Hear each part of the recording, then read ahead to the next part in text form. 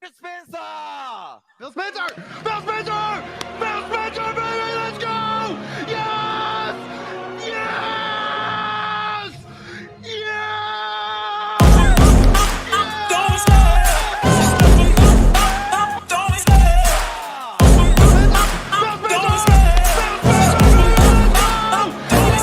I love the chase and the hunt, and I set the pace when I'm running. I always take what I want and I always give it 100. Don't need a bank, no I'm funded. Play the game like it's nothing. I'm always thankful for something. Don't take for granted, stay humble. Now wake up!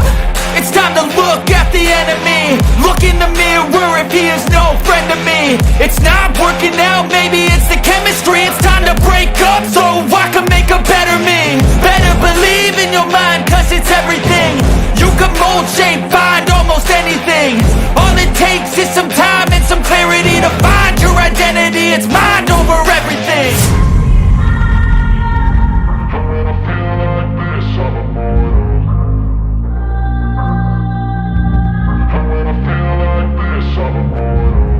when I feel like this, I'm immortal. When I feel like this, I'm immortal. When I feel like this, I'm immortal. When I feel like this, I'm immortal. Don't stop. Step up. Don't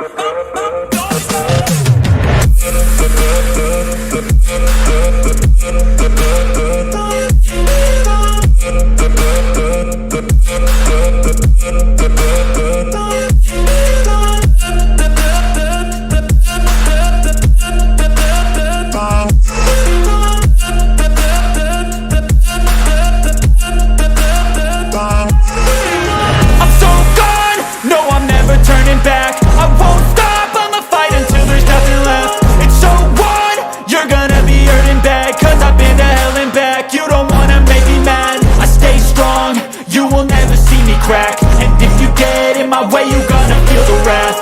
Gotta say it to my face while he's looking back. Mirror breaks after math, when I hate I attack.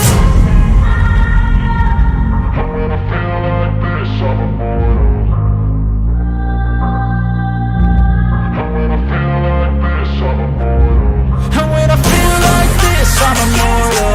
When I feel like this, I'm immortal.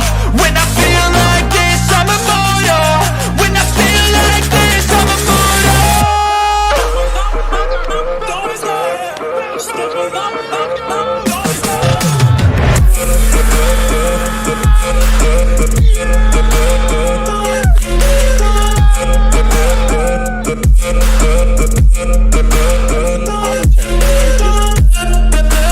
I lied. I'm trying to use the phone. I lied. I don't play this game.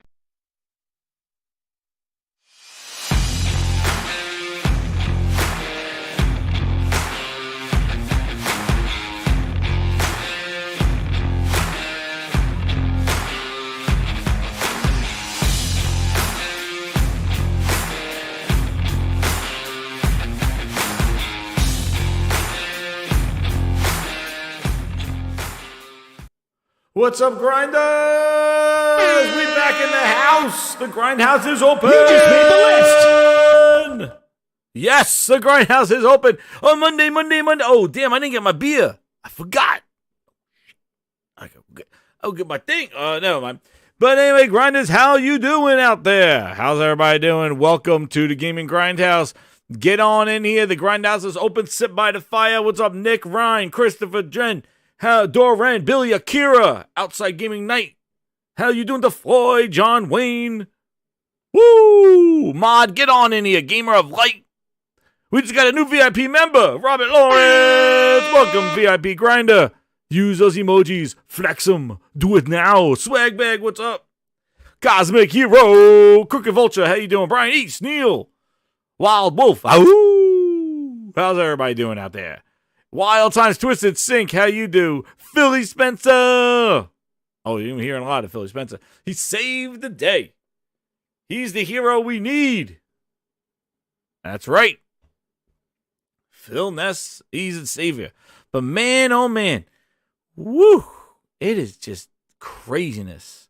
craziness if you are on the X or Twitter or whatever the hell that piece of trash is called.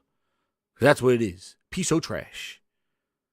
Thank you, Rob Wants. Resub. There he goes. He was always a member. He just resubbed. Thank you for believing in the Gaming Grindhouse, Robert. Thank you. Bringing back that fire.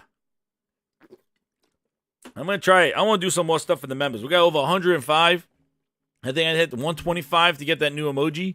YouTube keeps messing up, going up and down, but it says 21 needed or whatever like that. But yeah, we got 100 members. I think I'm going to start doing some member things. We'll do some stuff. Maybe member stream or something like that.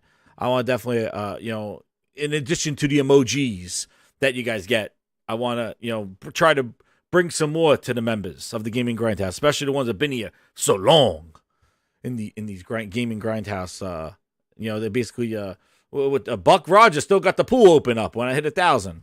We're going. Outside Gaming Night, what's up? 125, we're hitting it. We're going there. Twisted Sing with the 5, he goes, oh, Phil, oh, don't worry, guys. We care about the writers. We want to try this thing called AI. Oh, yeah, I added that AI takeover. Thank you, Twisted Sink.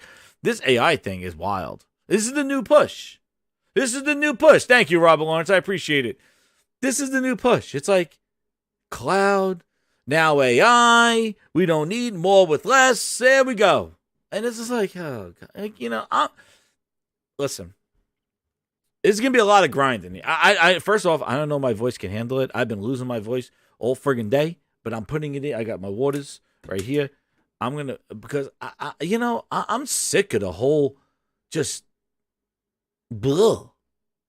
Games, God, what happened? Games, this has been a year of incredible games, and it is just like, AI, cloud, purchases, Twitter. It's like, the lawyers, the documents, the legal departments. Oh my God! Yes, entertainment, joking around, but after a while, just goddamn, enough. Jesus, just enough.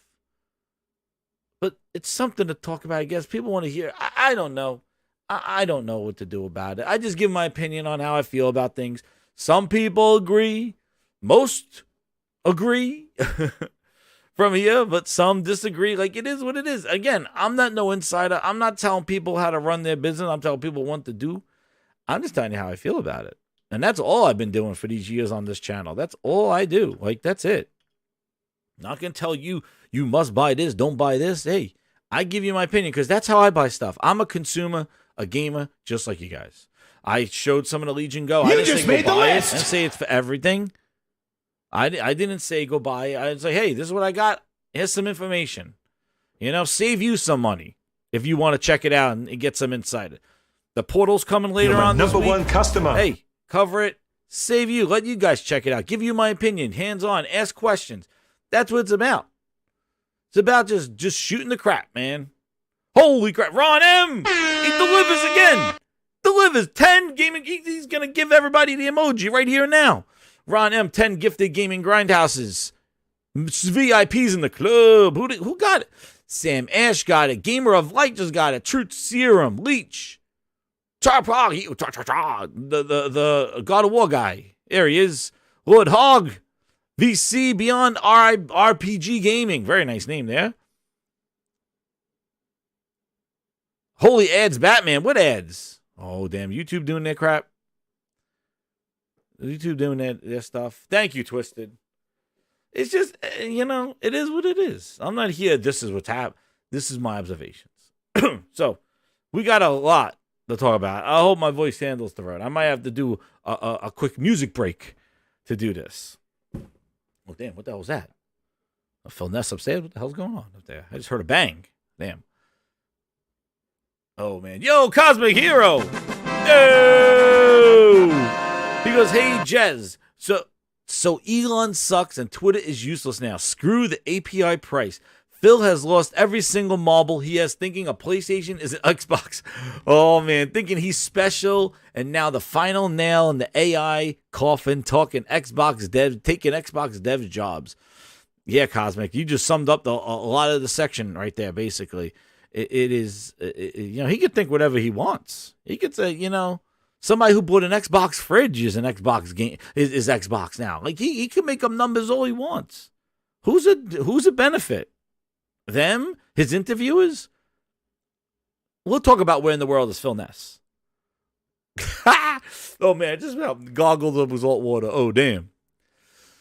First, so since you brought that up, Cosmic, you see the topic, the main one.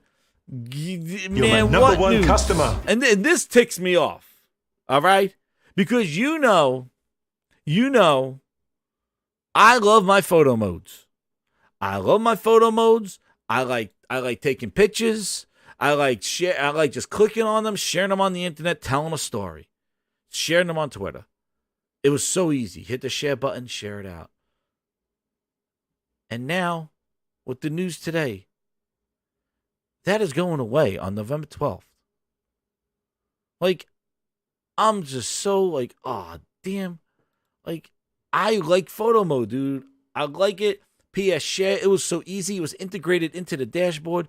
Thank goodness we still could stream to YouTube. Thank goodness. Because that's one thing still you couldn't do on an Xbox. One of the main reasons why when I wanted to do my channel, I got a PlayStation because of the streaming directly to Xbox, the streaming directly to YouTube. Xbox still don't have that. So at least PlayStation still has that because I like streaming and I don't want to have to hook up the computer and all that other stuff because my computer's not near my PlayStation. That means I got to bring my computer to the PlayStation or the PlayStation here, which I don't want to do that. I like just sitting back, headset on, boom, streaming. I make sure I get a good quality microphone headset and I just hit the button and stream from the PlayStation to YouTube. So thank goodness that's still there. But the Twitter photos, man, I love doing that stuff. I love taking pictures and putting them on Twitter and having all you guys like it, retweet it, just share it out. Like it. I even took some of those and saved them as screensavers for my phone. And the fact that they're taking this away. And we know that this happened a few months ago, earlier this year with Xbox, when Elon said he's charging corporations tons of money. What did they say it was? Where is it? Here it is. Enterprises of $42,000 a month to access Twitter. Oh damn! I don't want to tweet them. $42,000 a month, and Microsoft's like, we're not paying for it. And then they were saying upload to OneDrive, and they took that away. Sony stayed in there. We're like, oh, at least people use it. Maybe that's why Xbox didn't want to sign the deal, right? To pay, but then now Sony. It just took them a little bit longer. Now they're not doing it. They're not paying to share directly to Twitter. So, it's ridiculous. And then they're even rolling out the thing where they're going to charge just to use Twitter. I just don't understand. And right, Claymore's gaming Twitter has turned into a cesspool. It is a disaster. Especially now people get paid for engagement. People are saying shit they don't even believe. People are saying stuff they don't even care. They just saying stuff just to get engagement. Like me just tweeting like, you know what? The sky's red today. And people be like, you're crazy. You dope. You ass. What are you drinking? What are you smoking? What are you doing? The sky's red today and I'll double down on it. Like, people just saying outlandish stuff. Just to get engagement. People just to get a reaction. Like, I just use Twitter for news. Like, I just want to find stuff to talk about. And also things like, like that's where news was. Rather than scouring the internet for articles. And even those have been compromised too. But now it is just a mess. People just say crazy stuff. It's like you don't even believe that. Like, are you even giving your opinion now? Or are you just saying something just to get people to react to it? Because now they're getting paid for engagement. This engagement farming. Like, it's worse than clickbait. Because it goes down the cesspool. Clickbait, you click on it, you're like, damn, they got me. But man, when you going down Twitter and you're just seeing ads and then you're seeing people just say outlandish things just to get a rise out of somebody, it's pathetic. It's wasted time. Like, it's just like, well, okay, like, yeah, skip it. And he's charging for it. And he's going to charge for it. And he's like, to get rid of the bots. All you did was create bots. Because now people just do stuff just for engagement. They basically turn people into bots.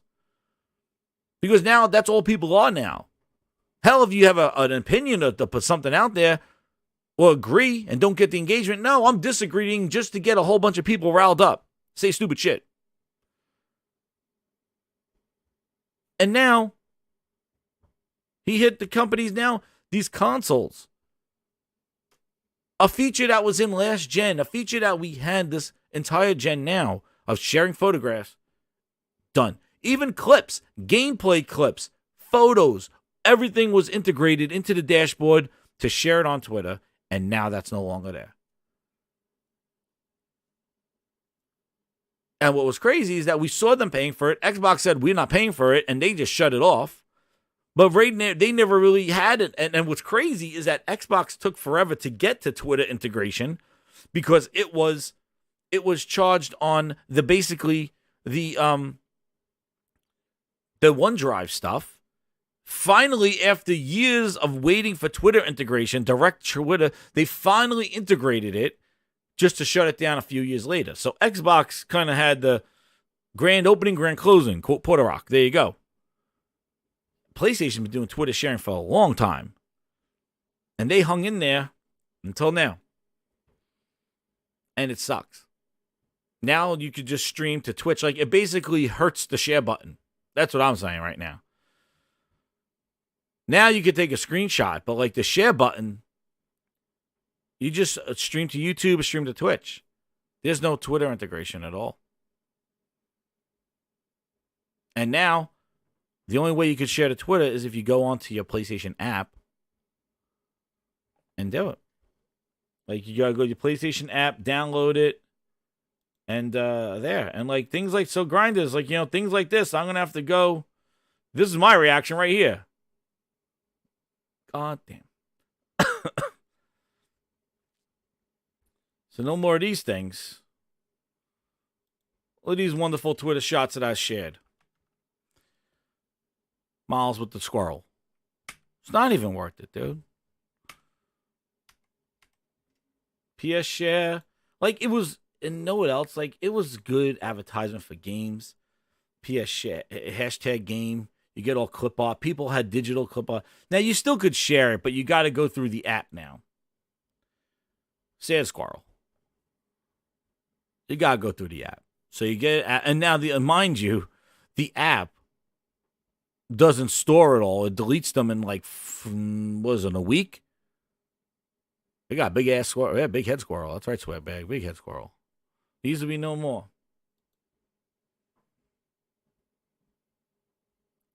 I like doing my. Look at these things. You can tell a story with them. They even had a week, had like 4 of them, like do the story, and they had a better layout on Twitter of like how they take the shots. Well, I'm still doing it. I'll just do it from the app.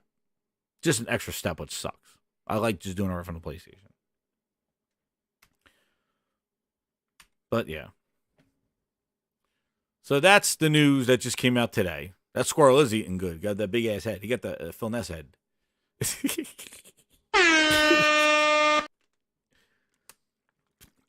But yeah. So that's the bad news today about that. That pissed me off. But you see the charge, what they're doing. In a time when everybody's trying to save a buck. Unfortunately, there's layoffs. Everybody's trying to save some cash here and there. And this dude is charging people like through the friggin' nose.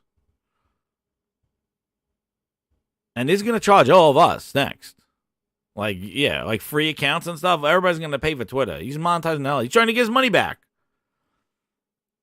He's trying to get his money back, that friggin' Elon biatch. I want to take my Tesla now and throw it into the rivers. Dopey ass bastard.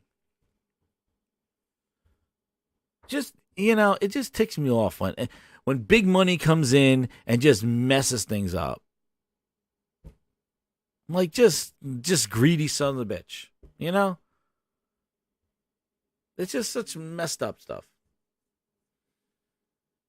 And nobody's going to try. Who's going to try to come back? Who's going to make a competing thing? That's probably the next thing right now. And they'll just say it for free, try to get everybody, the Twitter refugees over there. Somebody will start some social media thing. Twitter refugees go over there and then realize it's not as good. They don't have all the features implemented that Twitter had and all this other stuff. And then basically, just like he went in there and fight everybody, Brian, right? He went in there and he fight all the people on Twitter, all the people. He did nothing. Changed the name for some unknown reason. You still search up twitter.com, but it's called X. I'm like, are you still in transition period? Because nobody's calling it x.com. Unless you want to find something else. Goddamn. Who's searching for x.com? Man, oh man. Stupid name. Come up with something else. Like, I think we got enough X's. All right? There's enough X's. Hold on. Okay. Holy Enough. Spirit, activate. Oh, no. Holy Spirit, no. Oh, no. activate. Holy Spirit, activate. That's another one. Activate. Richard Activate. Farmer. That's another one that's not on my list. That HBO Max crap. I had to do a double take when I got that friggin' email. I was like, what? Because they didn't tell you what they would. They didn't tell you what was. They didn't even tell you what they were taking away. They just said a change was coming to your subscription. They said. First off, I got a couple of months free. I'm going to tell everybody right now. You want value? I'm going to tell you right now. Go right now, cancel it, and then they'll say, don't leave 3 months for $8. Do it. That's what you do. Threaten to leave these stupid subscription services and have them give you that discount. And then also in 3 months, you cancel it again. You cancel it again. Oh, real? Oh, I'm leaving? Yeah, I do it with stars all the time. Now it's not even worth the $4.99. But holy crap. They just said what they're taking away. And I'm like, what do you mean what you taking away? Oh, yeah, now it's only 2 screens.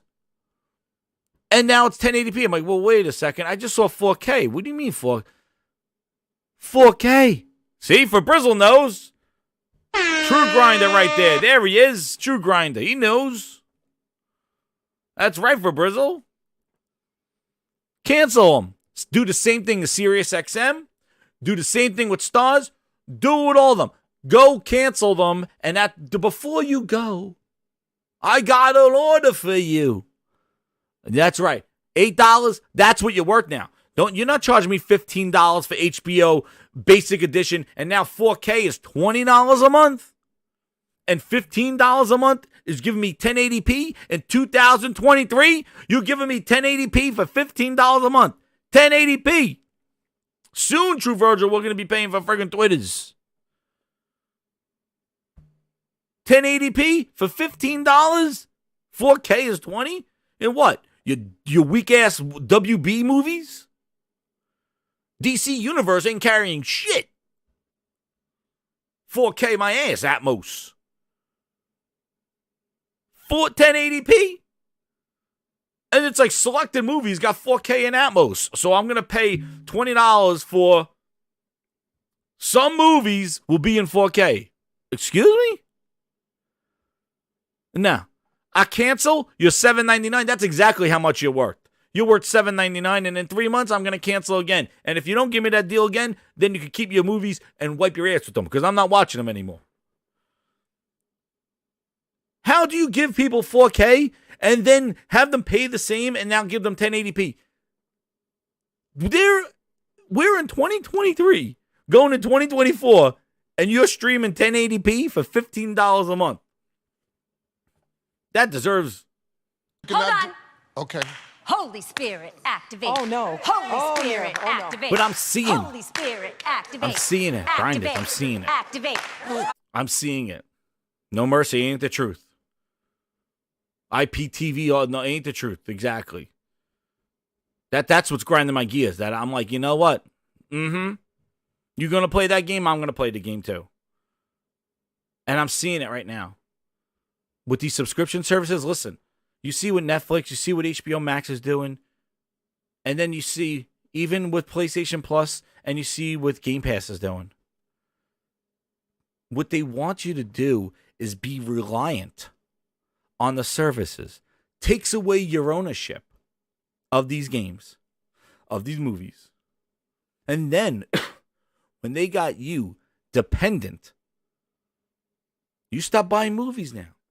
I mean, now soon, all physical, but you'll stop buying games. And now your library will be based on the subscription. And then when they got you, they could do whatever they want. Not only increase the price, you know what? Day one games are expensive, everybody. We're going to pull that back. You know what? Streaming's expensive. We're going to add that later on in a $5.99 update. A new tier for streaming. You could keep, like, they come in just like what HBO Max did. They took away 4K to 1080p. If you want to think about that, think about if you bought 4K movies, somebody walked into your house and replaced them with 1080p movies. And you didn't pay less. You paid the same amount of money. You have a collection of 4K movies on the shelf. Somebody came in, starting November 9th, somebody came in, they took all your 4K movies off there, and they gave you 1080p. Sounds ridiculous, right? That's exactly that's what actually HBO did. That's right, free weights. That's right. Imagine that. Who would ever thought, like, I'm going to tell you a story. You're going to get access to all the stuff. 4K this and streaming this and all. And then once you get nice and comfortable, sit down, make your pocket popcorn, pop in your drink, get sitting there, put on the movie. It's going to say, oh, well, you got the 1080p plan now. Your 4K is done. What? Cancel it all. Cancel it all. Peekaboo gaming, peekaboo movies. You know what? I'll wait for you to give me the November 3-month promotion for Black Friday. I'll give me the spring sale. That's what I'm going to do because I'm going to play the game. What they're hoping is that everybody just stays subscribed and going, oh no, I can't live without it. Trust me, you can. You could cancel that real fast. Just cancel it and jump back on a month or two later. Watch it for a month and that's it. But this subscription shit, I hate it. And I hate that it's in gaming. And I don't want this to be the way we game. Is it coming to the service? Is it coming to the service? Is it going to be there day one? Is it going to be there? Can I play it? Because that's what happens. And if you remember, and again, this is a whole thing off of just subscription stuff. But if you remember, back Xbox One. Well, let me get the super chat first. I'm going to tell you a little story. Hit that like button, grinders. Cosmic Hero with the 5. He goes, I'm sounding the alarm. Buy everything you want. Screw game subs. Screw TV. Screw movies. Screw it all. No more. He wants the sirens, man. He wants the sirens. You're my number one customer. He wants the sirens. Where am I? Uh-oh. I don't think I have them on here. We want them. Sound the alarm. We're sounding the alarm. Here it is.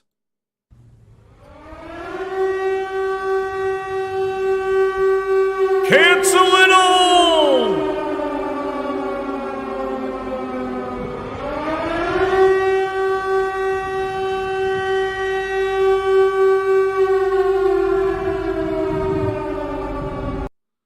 Which, by the way, I think Silent Hill is coming out soon. Let's get that. Let's get that to the Grindhouse. But that's right, Cosmic. Exactly. But let me tell you something. If you remember back, we're going Xbox One OG days.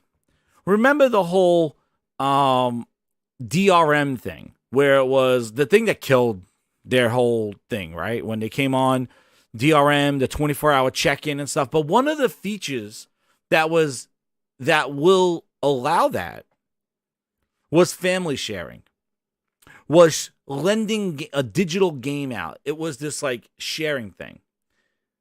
So now, basically, you have your game digital. You have that 24-hour check-in, but you could lend it to a friend. You could lend it to a family member, and they'll own the license. The license is just, I hand it off to you for a day. and you could play it. It was one of the perks of this whole you don't own the game. It was like this license, this check-in, like, hey, I'm going to send you a license and then you do this. And people are like, oh, well, that sounds interesting. Like, I could buy games and lend them out. You know, friends could try them out and stuff. Like, I could give them a demo. It sounded interesting. But the thing is that it required always online and being that 24-hour check-in because they needed to verify where the license would be at that time. So this whole, like, hardware liberation thing, or you don't buy your stuff thing, they are selling it like you play where you want. Wherever you go, your game comes with you. But that comes with a price. It's going to come with a subscription to access that game. Hence, NVIDIA. NVIDIA Cloud, they don't give you any games. You don't get a game. You get access to games that you bought. So you buy the game, and then you subscribe to them to access it where NVIDIA G Cloud is. Or whatever the hell it is. G Cloud and what is it? V Cloud? I don't know what the hell they are. The NVIDIA Cloud. Wherever the app is, you subscribe to have access to a game that you own. So paying $60 for the game, you can't play it everywhere. You could subscribe to NVIDIA, and now you could play that game on other devices. As long as you stay subscribed. So this whole, like, more games for more people for everywhere, and yeah, there's a pay to piper. You're going to have to pay. You're going to have to pay for this. While it sounds great sitting back here going, oh my God, I could play in my toilet. I could play everywhere. The problem is that you're going to have to pay to do that. So not only do you buy the game if you want to, but now to access it, you're going to have to pay. 60 on top of the sub, right, Josh? You're my number one customer. Claymores with the 10. Hey.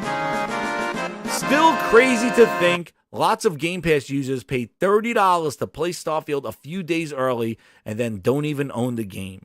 And the game wasn't even good. Well, teach his own, but you're right. You paid $30 for Starfield DLC without owning the game. So for all those people that have the game through that $30 to play it early,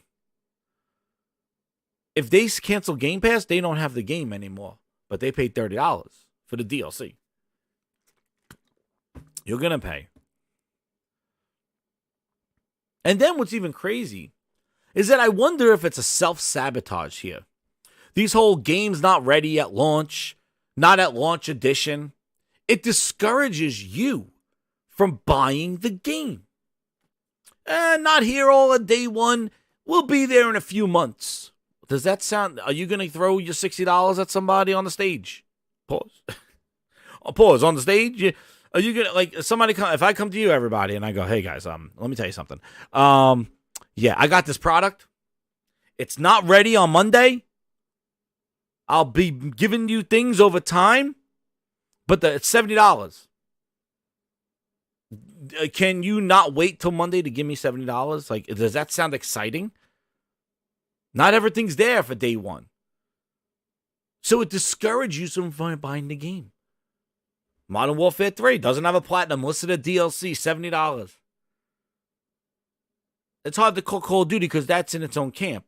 But games like that are just not seem to head scratcher. Like, really? Just some maps and a 4-hour campaign and $70?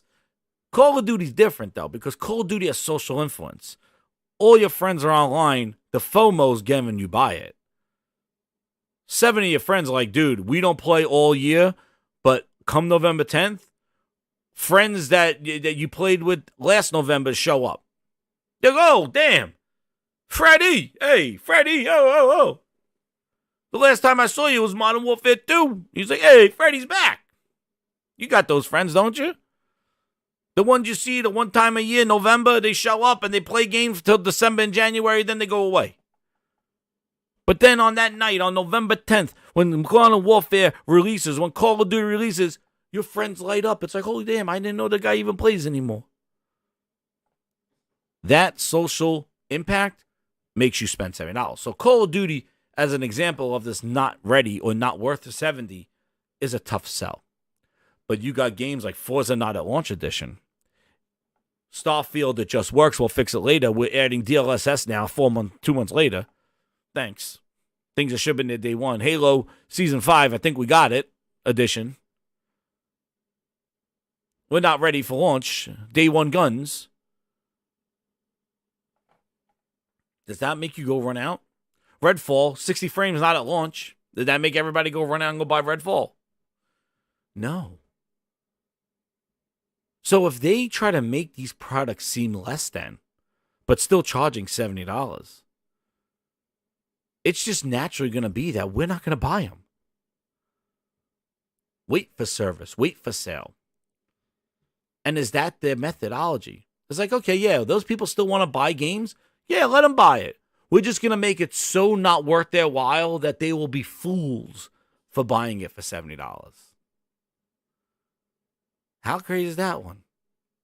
That's just a thought that I had. Because I can't imagine things like Redfall, what's not at launch, what's not there in Forza, makes people want to go buy the game. It doesn't. It doesn't make you want to go buy the game. Drip feed over time. Halo, campaign, did that make you go run out and buy it? No. And I wonder if it's like this way of like, yeah, you could buy it if you want, but not worth it. I don't know. And naturally, they discourage you from buying the game and just getting it through other means. That's not worth it. I'll get it in a subscription. That's not worth it. I'll wait for sale. Which, who the hell knows when that happens anymore, right? And as promised, Grinders, I don't even have my drum roll. Where's the lamb sauce? As promised. See, you come to this channel, I tell you the real deal. Right now, Target's doing the 2-for-1.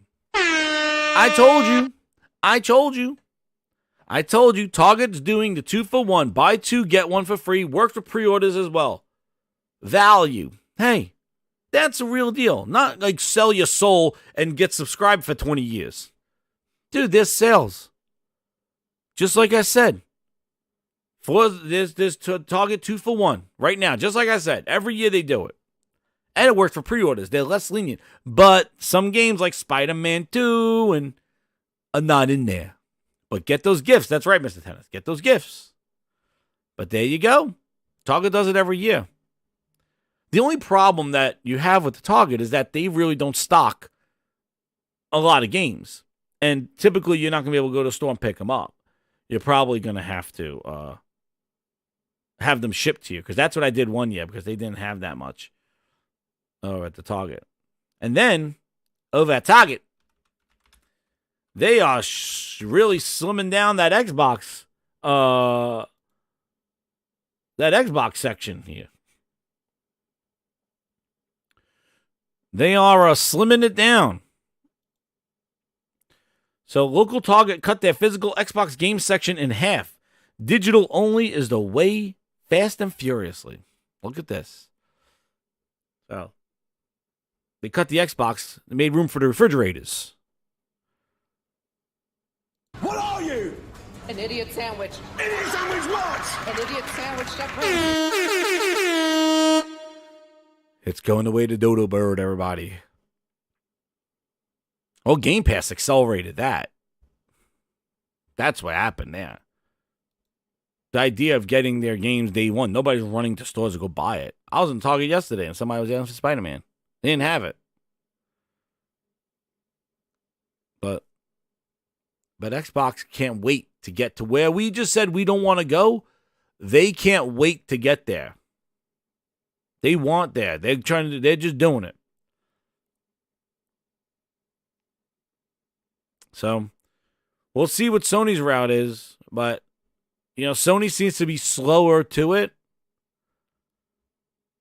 because they still are making you, even with the Portal that's coming out, you still need a PlayStation to do it. But Microsoft can't wait to get there. This is their vision that they've been wanting since the Xbox One. all digital, all checking in online, gaming liberation. Wherever you are or wherever Phil Spencer tells you, you can play. That's all he talks about. Gaming for everybody. Yeah, we'll get to him. We'll get to him. Speaking of subscriptions, here's another whoop-de-doo. Oh, did you? Cosmic Hero 2755, he goes, Jez, I made the comment that digital is not Fast and Furious. We are looking at another Sega. This is trying to save face. Ah, yes. This is trying to... Listen. Retail is struggling overall. It's not just gaming in retail stores. Retail.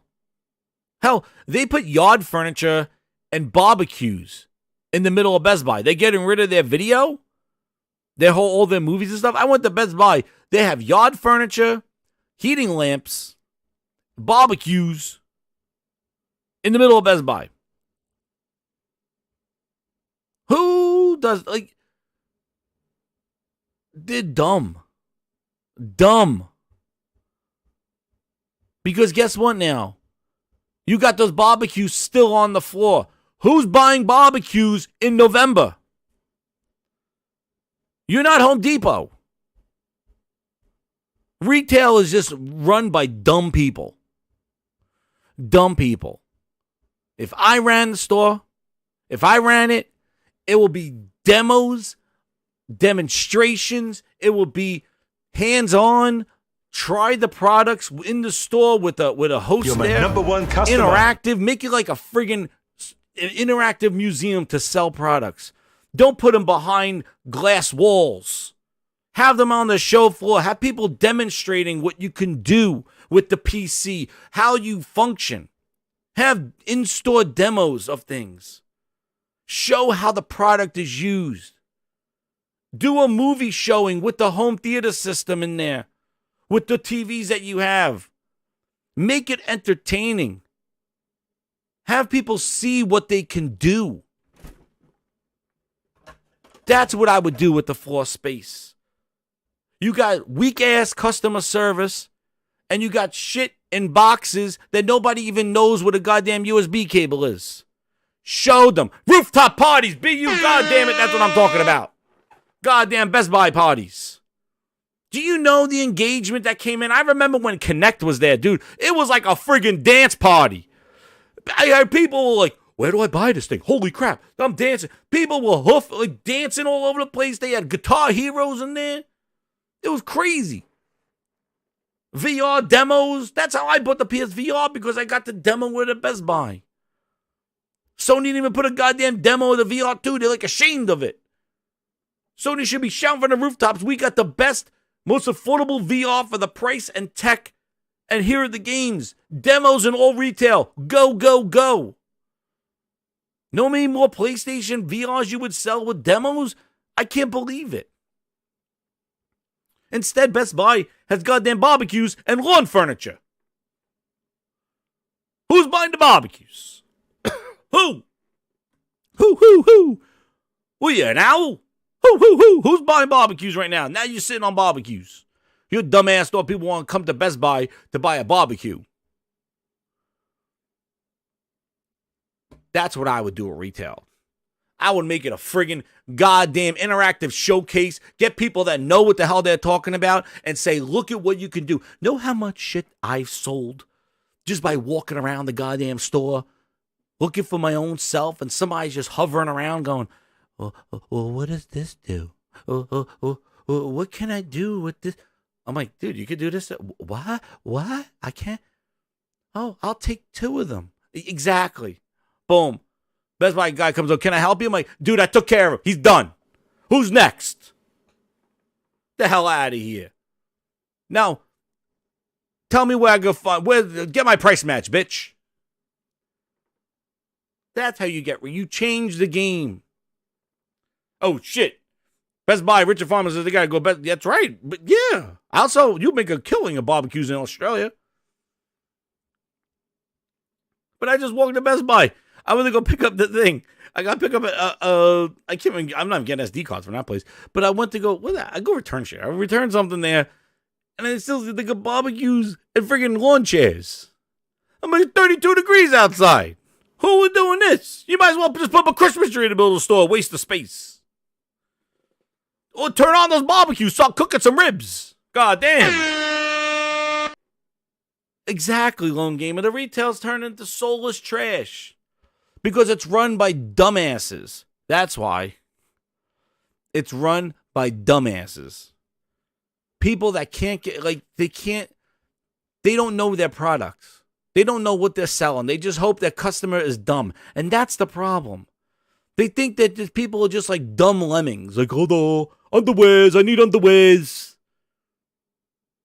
Have somebody model on the friggin' underwears. Oh, yeah, oh. Anyway.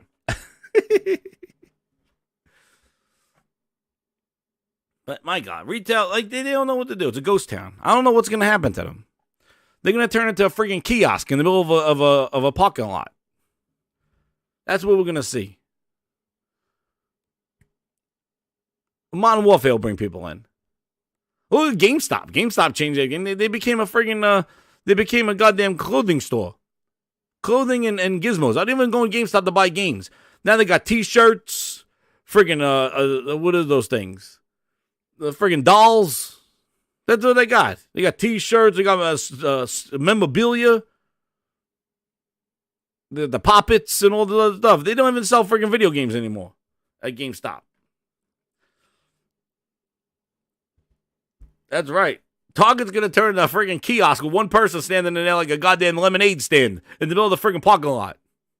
That's what Target's going to turn into. They'll just stand there and say, yes, those items will be shipped to your home right now. Thank you very much for the Target lemonade stand.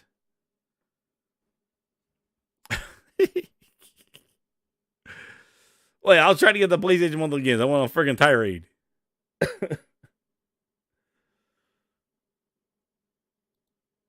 Yeah. Look, here's what Target looks like.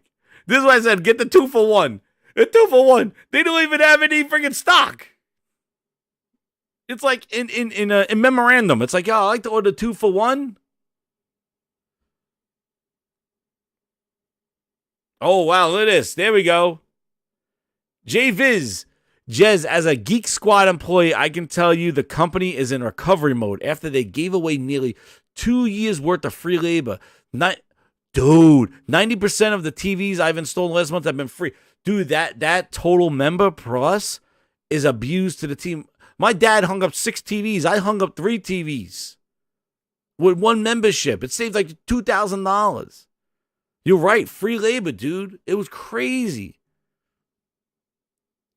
It's crazy. Even TVs, JViz, the crazy thing is that even TVs, you didn't even buy from them. Like if you just had a TV, you bought a mount off of Amazon for like $20, and you just had a TV on the floor, they would have somebody come to your house for free and hook it up for $179 for a year. Are you kidding me? You don't have to buy the mounts from Best Buy. Craziness. Well, they even changed that too. They even changed that, the membership. But it's crazy, dude. It was crazy. Like, you didn't have to buy the TV from them. You could have just had a TV. They'll hang it for you if you had the membership. Craziness. But look, here's Target 2-for-1. They're like, well, and look at this. I won't be surprised if Target does the same thing to PlayStation. They Xboxify it. See this? They're going to do probably the same thing to PlayStation next. So I wouldn't. They're just hitting where nobody's coming in for. Xbox, they came in for refrigerators and left. Target, they'll probably do the next one. The PlayStation will be the next on that one. It is crazy, dude. This whole thing. So speaking of subscriptions, to wrap up this whole rant on subscription stuff before we get to the Phil Nets, I need to get a drink too. But How are we feeling about this, Grinders? How are we feeling about this thing? These are the PlayStation monthly games for November. Mafia 2 Definitive Edition. Dragon Ball The Ball Breakers. Oh, damn. Oh, no, I've read it wrong. Dragon Ball The Breakers. It could be Dragon the Ball Breakers. Oh, damn. Pause. Jesus. What the hell are we doing here? Aliens Fire Team Elite. Oh, I bought that game. Played it for one night. One night only. Yeah, I played for one night because my friends were playing it. Like, get on this. This is a great Aliens game. Come on. Come on, man. Get on this. We're all playing. I'm like, can you be Ripley? They're like, no, but come on, get on here. We're all shooting aliens. It's like a wave-based horde game. Let's do it. Let's go. We're going to go run through levels. And I'm like, okay, sure, I'll buy it. Yep. Not good. The Ball Breakers. It's like Dragon Ball Breakers. I was like, whoa, who's Ball Breakers? But I got to tell you, Mafia 2, great game. I beat that game. It was awesome. I beat Mafia 2 when it wasn't the definitive edition, though. And Mafia 1 was great, too. But 2 really was good. But, meh. I've been feeling a little meh ever since that they increased the price. I felt like we were getting better games before the price increase. Don't you think? I feel that way, don't you? Like, I know November's November, but, like, Mafia 2's good, but I don't know. I don't know what the Ball Breakers are. Is that a fighting game? Is that a Dragon Ball fighting game? It's just a port, Josh. That's what it is. No, Mafia 2 is great. If you haven't played it, play it. If this is your and that's what I mean. I know that these monthly games are not for everybody. They're not like, oh my God, if it's not for me, it's trash for everybody else. No, man. I'm just saying for me, I feel a little like, But that's for me. I'm not saying for everybody here. No. If you never played Mafia 2, then that's great. You go play it. It was awesome, especially the definitive edition. There's the graphics there, because I played it back on PC. Yeah, I played it, but it's good. The story is great. Both of the Mafias, but 2, man, it is like The Godfather. Yeah. It's like it was great. I like it. But yeah, if you haven't played it, go play it. Definitely. And then we'll just do this. We'll get right here with an update for the Bungies. Listen, we talked about Bungie last week, but apparently Jason Schreier dug a little deeper. He went in there. He got a little bit more information. And it kind of came out here, the new revelations here. Saying that some of the employees told of a Bungie, this is just an update to last week's show. Some of the employees were told that if Sony buyout did not happen, that with current Destiny 2 performance, the studio itself would have been in jeopardy if they were still independent. So, as we said, that those Destiny 2 declines were pretty bad. Half of it, they didn't even make it. But apparently, they were going to be in deep doo-doo if Sony didn't buy him out. And I'm just like, it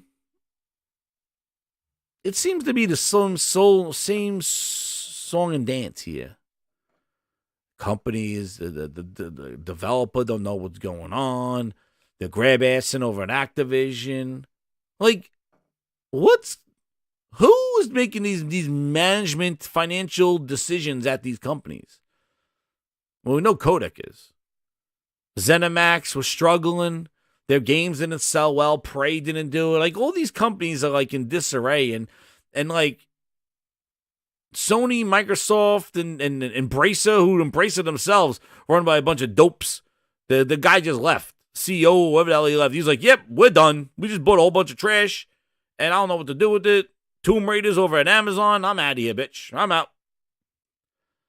Service games are dying, right? Cosmic Hero. It's just so weird how off the gaming industry is as a business. And that was so funny, too. It's like, you want them to bail you out, Bungie. You want Sony to bail you out. But you want to keep your independency but get Sony money to save your studio. Who do you think you are? Well, we're putting our games everywhere. We want to be independent. Well, obviously you couldn't handle it because you're not making your money. So you want Sony money? You want us to come buy you? But you still want your cake and eat it too. Really? That's what I'm saying. Like, Sony got to be trying to get something out of this deal, because if they were that dire, if they were in deep like that, Sony would be like, well, we're going to bail you guys out and we're not going to get anything for it. You just keep doing what you're doing. So if they save them, how's Sony going to benefit from this? They're like, oh, you just come look at our games and tell us if they're good or not. Meanwhile, you can't even handle your own goddamn service game. Goddamn bootleg Halo. You did the same freaking characters that you did in Halo and you put them in Destiny. I felt dirty playing it. Dirty. That's what you did. And drag people along with the stupid expansions and seasons and fly back to Earth after I paid for the Mars. How many years you going to pull that stuff off, Bungie? How many years? Well, you know what? Here, bathe for the new Neptune planet, but we're going back to the moon. I don't want to go to the moon. I paid for Mars. Why is my first mission going back to Earth? Oh, the new planet. And then you get on the new planet, you go through some gate, and now you're in a world that looks like everything else. So, what is the buyout? Was it a reaction to the ABK deal? Was it a Jim Ness? Goddamn Gordon Ramsay, Jim Ryan, just being like he had to do something because It's raw, Melissa. Yes, chef. It's raw. Come on. Yes, chef. Jim Ryan just flipping over tables. Goddamn Jim Gordon Ramsay Ryan. We got to buy somebody. It's raw deal that ABK get Bungie. I thought it was great, but I didn't know how bad Bungie was. And I thought Sony was going to leverage Bungie and use them in a way to give them something that they don't have, a first-person great shooter. The initiative is done. They're face down, ass up somewhere in the Venice Beach, Ryan. That's where they are. I came looking for booty. They're done. They're face down, ass up somewhere. The initiative. It's Crystal Dynamics game soon. Watch. The initiative is going to draw up right off of Perfect Dark. The next time we see Perfect Dark, the initiative's names aren't going to be there anymore. But it's like, if you can't function independently, then how can you expect somebody to buy you and function independently? Like, and then think like, no, we good. Like, we're good. Like, what? Sony better get some shit out of that. That's all I'm saying. You're paying that money. Game Night 123. What's up, man? How you doing? The 5, he goes, I think Bungie are a money leech. They leached off of Microsoft with a Halo, Activision, with Destiny, and now Sony. Yeah, I think they are. And I think Marathon is leech number 2. Who the hell wants to play friggin' Marathon? Like who? Oh, Marathon was the first game we made. Nobody knew you before Halo. All right? You were some PC thing in Apple Studio, whatever that like that, before Halo. Halo was your call to arms. Nobody cares about what happened before Halo. Exactly. Marathon is Destiny with lipstick. Neon lipstick. That's what it is. Exactly. Leech.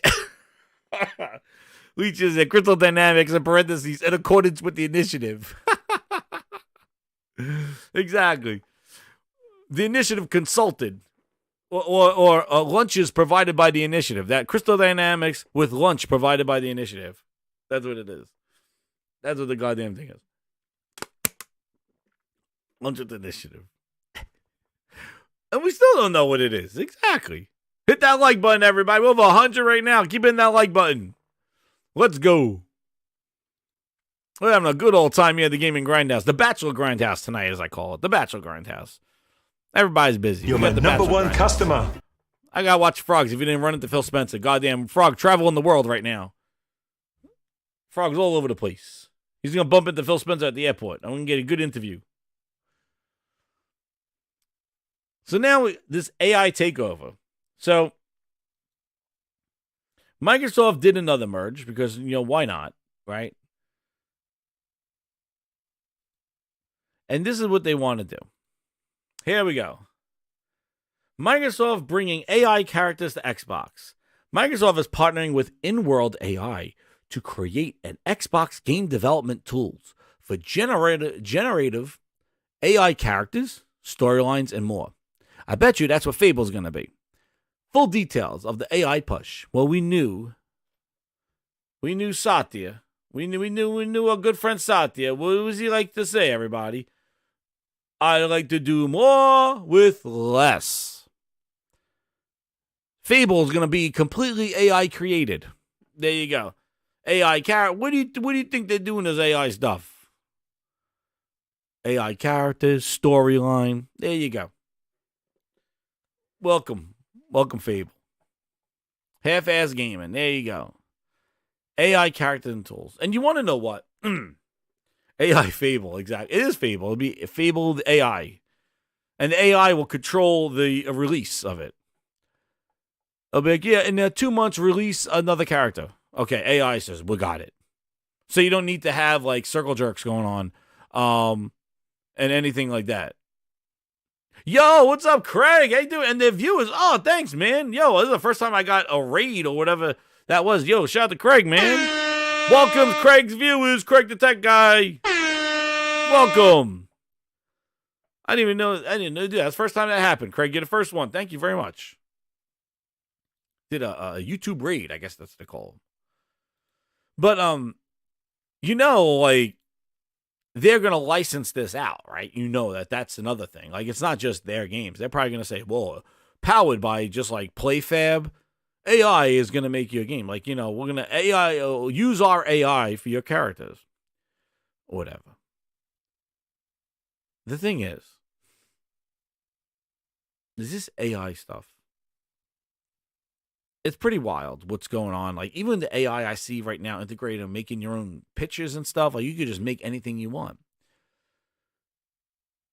But as to what the quality is, we don't know. And they want to create development tools. He said they wanted to go this route anyway. This AI doing this stuff. We'll see what it does, but we will see what happens when Fable is like, who is this guy? AI characters. Listen, I think we've seen it already. I think Phil Spencer is an AI chip in his head.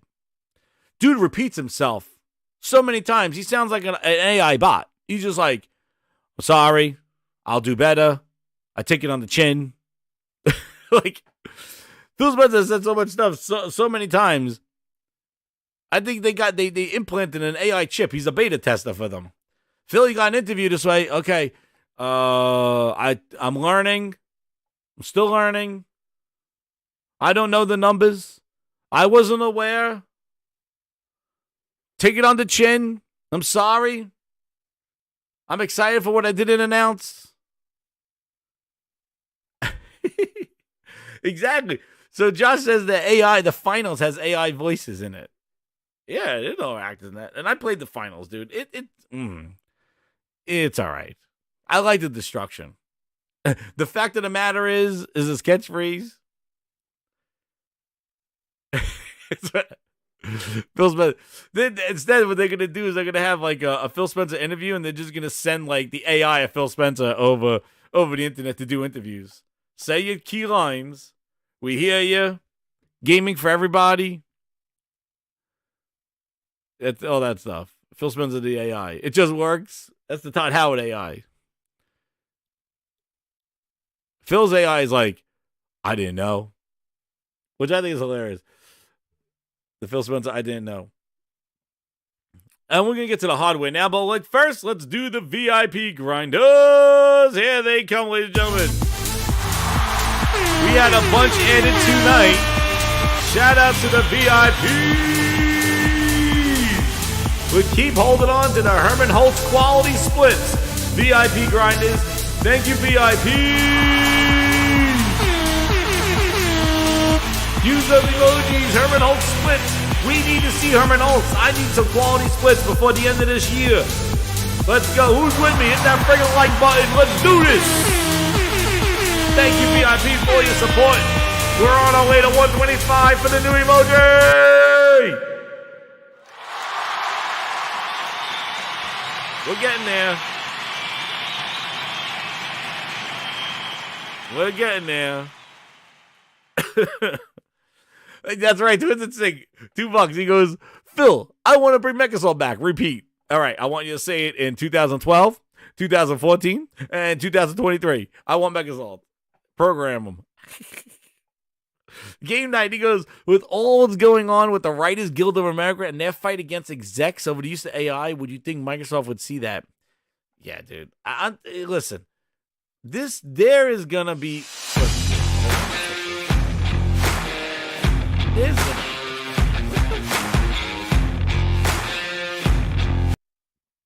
There's going to be two roads hanging off with your life. Listen, there is going to be pushback in the media for this AI taking over jobs and all this other stuff. There will be. Like, I think AI has this, again, I don't want to be against technology moving forward, but there needs to be balance. There needs to be understanding. There needs to be integration. And I feel that a lot of these tech companies just want to muscle their way to be the first, knocking over whatever tables or whatever they can do. They don't care. Buying whoever You're they my can number afford, one customer. buying whatever they can spend just to muscle their way to the top. They don't care how they get there. They're just like, we got to get there. There's no integration strategies. There's no thought process. It's like, this is the future. This is the future we want. And this is the future that we want it, and we're going to spend or do whatever we can, muscle our way to get there. There's no regulation. Nobody even knows what AI can do. There's no oversight. And we get into this all the time because we got dumbasses at the top that don't know. One customer. They still think they're driving horse and buggies. They have no clue what the hell the future is, and they're making these decisions, and they have no clue what the hell the stuff is. And what they try to do, just like with Phil in his interviews, they try to out-talk the tech to people that don't understand it. You heard him, Phil, here. I'll give you a perfect example. This is a perfect example of what they try to do. Listen. When he talks about Game Pass growth to the New York Times, listen to what he says, and I'll stop it right where he says it. This is exactly what they're trying to do, what they try to do when they do these interviews. Let's talk about Game Pass a little bit more, since that's a big bet for Microsoft. How many subscribers do we have now? And it does seem like a really good deal for the consumer, but what about the Microsoft investor? How is this a moneymaker for Microsoft? Our last public number was 25 million subscribers that we've talked about. We get an update? Not right here, but we did talk about growth on PC. So our Game Pass subscription, not expecting everybody's following the video game market, is available on gaming console.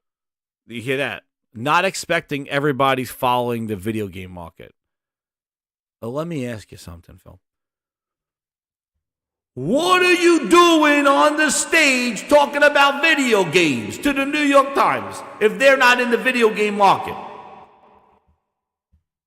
What?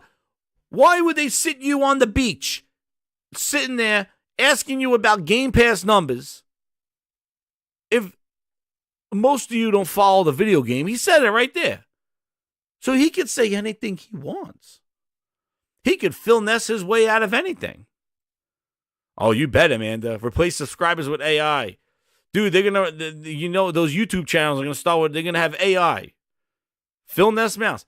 You heard what he said there. He's like, not that many of you follow the video game thing. I'm like, well, then what are you doing there?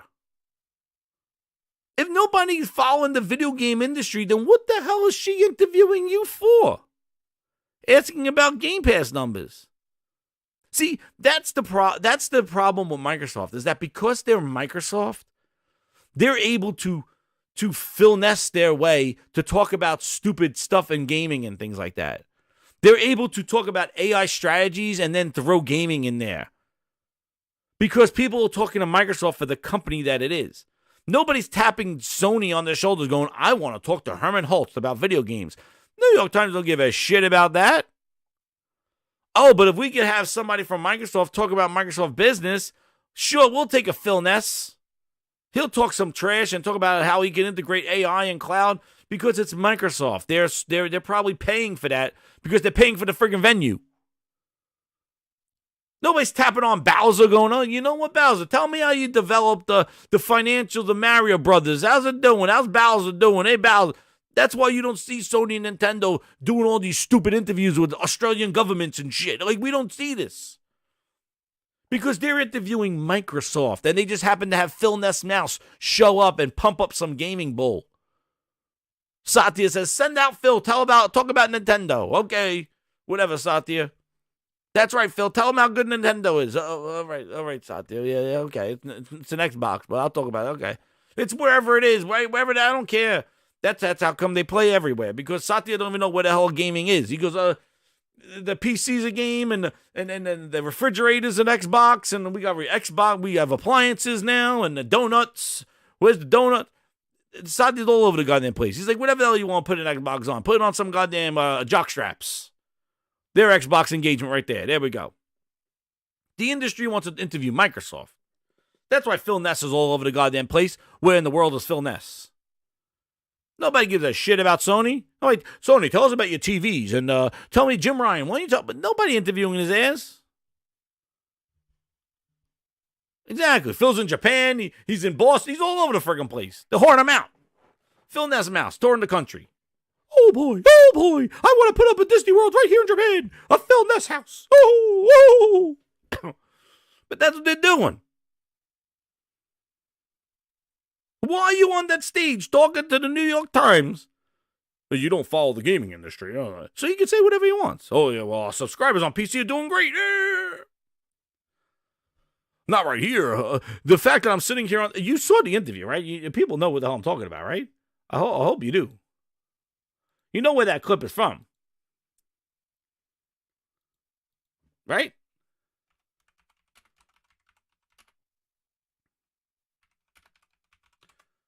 I don't think so. I think people need a refresher.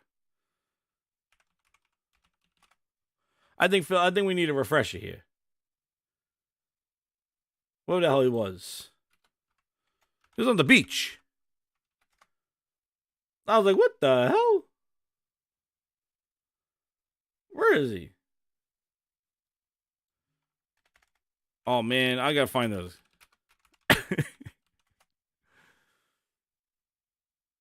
What the hell was that interview? Not right here. It looks like they flew him out to the beach, and he's like, well, I flew all the way out here, but I'm not here to talk about numbers. It was the New York Times. Where is it? You're my number one customer. That New York Times one. Oh, man. Not right here. Chobot interview. Jesus. Phil Spencer interviews. My God. Do not look up Phil Spencer interviews.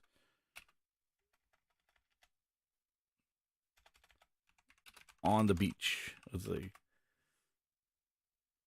Oh, man. I got no what. I'm going to find it. I'll find it one more time.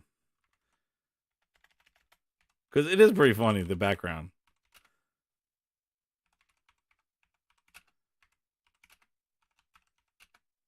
And he's like, no, he moves foul. You're my number one customer. If anybody has a link for it, show it to me, because I don't want to waste more time doing for it. But man, he was like interviewed on the beach. The waves are behind them or something, Chris, like that. I don't know. Oh my God, where the hell did I get that from? If anybody can find the Wall Street Journal. I'm sorry, I'm looking up New York Times. There it is. Yeah, here it is. Holy crap! I'm looking up the New York Times. Is this the one? Yeah, here it is. I found. Thank you. I should look at the chat more often. There you go. Oh, that's it. Yeah, look. The things that Microsoft. Look where he is. I asked you at the time if you were done on your shopping spree or if you were still shopping around. So last time we talked about what are we doing here? Purchased ZeniMax, Throw this on the beach. the parent of Bethesda, which makes a bunch of great games like Fallout. Not right here. Scrolls. And I asked you at the time if you were done on your shopping spree or if you were still shopping around. And looks like you did. They flew his ass to the goddamn Aruba. $75 billion for Activision Blizzard. Not done yet. Still in regulatory. That is true. But the question is again: Are we done shopping? He flew his ass to freaking Aruba, and he's like, "Not right here. I'm not about talking about." Well, when we look at video games today, over 3 billion people on the planet play video games, which is just kind of astounding. Nearly half the world's population. This is where the interview was from. Wait, just talking about the numbers. A $200 billion business growing by almost double digits every year.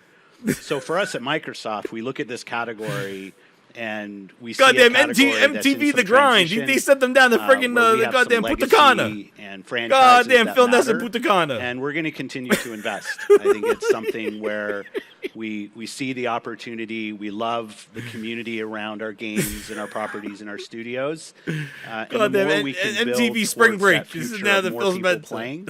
I think it's a good business opportunity for the company and a good audience opportunity. He's all over the goddamn. About the age demographic that we attract as well. Okay, so more deals could be on the horizon. I'll keep my eyes peeled for that. Let's talk about the elephant in the room. A lot of us are familiar with the many allegations of sexual harassment at Activision. If the sale goes through, what do you want to say to critics of that culture or to Activision employees about how that culture might change under your leadership? He hasn't talked about this since. For all of us who are in positions of running large teams like myself at Xbox. Yeah, Bobby's still around. We always have to reflect on the culture that we have, ensuring our teams feel safe, feel included, feel heard, where they can do their best work. We've had our own journey at Xbox. You and I have talked about that in the past. I think it's always us looking at opportunities to learn, to listen to our employees, to our teams. I truly believe with every product that we ship our culture. People see whether it's front and center or it's subconsciously woven into the creative that we build. Falls is culture. That the culture of our teams does show up in the products that we build. You just made the list. That's how Bobby's staying on to December, Christmas time. Feel safe, feel heard. Goddamn ass grabbing Bobby. Piece of is shit. Critical to both any valuation and any future for our business. So does the accountability for an improved culture at Activision then lie with Microsoft? Is that something you plan to monitor closely and report back to shareholders? We do with all of our teams. I mean, one of the things at Microsoft that I've been very proud of in watching our own journey is how we disclose numbers around our employees, and we do that in a very public way. That's right, Cal. Even when sometimes the story needs to be, when there's questions to be asked from some of the data that we're transparent about, and I think we will definitely continue to do that with teams as they become part of Microsoft. Yeah. And I'd say, yeah. But you haven't said for how long or for how much. I mean, could this change at some point? This deal is important. Oh, enough of the ABK. Where's the one where I got the clip? Go find an app. Look at his background, and I want him to say, where is it? Last month, we saw Google give up on its... Like how much money hours of enjoyment that... we did talk about growth on PC. There it is. Let's talk about Game Pass a little bit more. This is where the clip is from. Look. For Microsoft. The background. We got to the Phil Ness early. The background. He's on the beach. He's in Aruba. Satya's getting a tan, getting his back waxed. He's all cruising in there. He flew. He just talked for 20 minutes. She's asking the Game Pass numbers, and he's like, yeah, what he says. How many subscribers do we have now? And it does seem like a really good deal for the consumer, but what about the Microsoft investor? How is this a moneymaker for Microsoft? Our last public number was... look at the was 25 million subscribers that we've talked about. We get an update? Not right here, but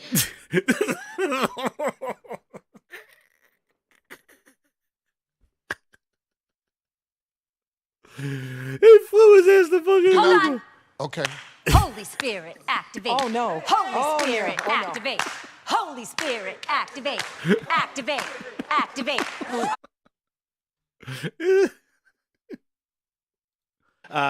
We did talk about growth on PC. So our Game Pass subscription, not expecting everybody's following the video game market, is available. Not everybody's following the video game market, he says. His audience, not. You were talking for 20 minutes. 20 minutes about video games. And about games and AI and all this other stuff. Series X will likely still have some supply issues. You talking about the in Series holiday X? time, at this point in the generation than any prior Xbox generation. So while the problem gets And then all of a presented- sudden now at the 20-minute mark, Topic. you guys probably don't follow the video game industry. Game I know Pass some was for us, things. conquer the castle in that 10 to 15% of our console. I've seen, so our Game Pass subscription, not expecting everybody's following the video game market, is available. Then why are you there at the beach?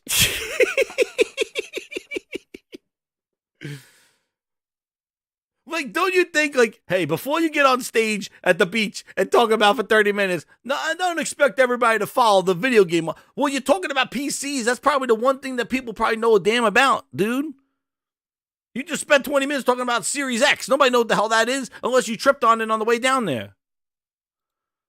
Public number was 25 million subscribers that we've talked about. We get an update? Look at this Not right scene. here, but we did talk about growth on PC. So our Game told Pass you, it subscription, is not no expecting problem. everybody's following the video game market, is available on gaming consoles and on personal computers. And you can subscribe in both places. We're seeing incredible growth on PC. I think Satya Nadella, in our earnings yesterday, the CEO of Microsoft talked about, I think, 130, 140% year-over-year growth on PC, which is really where we're focused. On console, I've seen growth slow down on Game Pass, mainly because at some point you've just reached everybody on console who wants to subscribe. And we don't see subscription, unlike some other forms of media, that attractive. Satya in our earnings, Satya Nadella games to be because we think under pressure on retail for video games, you said it has just start with what the technology is, how it are valuable to customers. I would just encourage us in technology to lead with customer benefit and not lead with how we built it or the technology behind it. Gotcha. Spencer! Bill Spencer! Bill Spencer! Bill Spencer, baby, let's go! Yes! These are games. Yes! Consoles. Yes! Spencer! Bill Spencer! Bill Spencer! Bill Spencer, baby, let's go! Yes! Yes! Yes! Yes! Oh my god. Not expecting everybody to follow the video game market. Dude has a friggin' Aruba background. Flew his ass down there, talked 30 minutes about friggin' Xbox Series X and Game Pass, and he doesn't want to talk about goddamn numbers. Not right here, not right here. No numbers. No numbers. Don't ask me about my business. Even though they flew my ass to a friggin' Punta Cana here to do this interview. I'm on stage for 30 minutes with the beaches behind me. I gotta go wax my ass. I'm gonna go take a dip at the pool in the freaking the jacuzzis. He's like, no, I can't share any numbers right now. I got an ass waxing right down the street.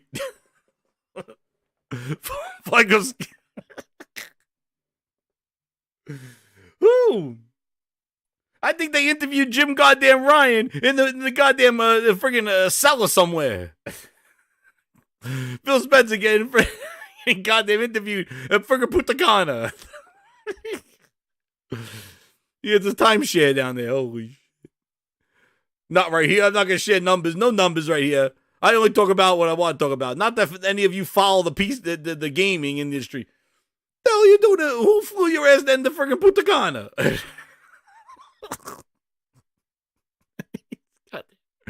We're not done. I don't know why I jumped into the whole thing.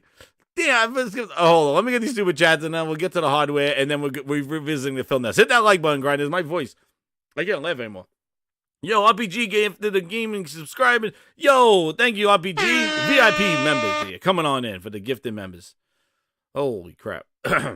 Let's see what I missed right here. Oh, yeah. Claymore's the 5. He goes, not even joking. One of Microsoft's first AI chat box named Tay went full-blown Nazi within 24 hours. They had shut it down. Happened in 2016. Oh, damn. That's craziness. Next thing we know, we're going to... And then the game night goes...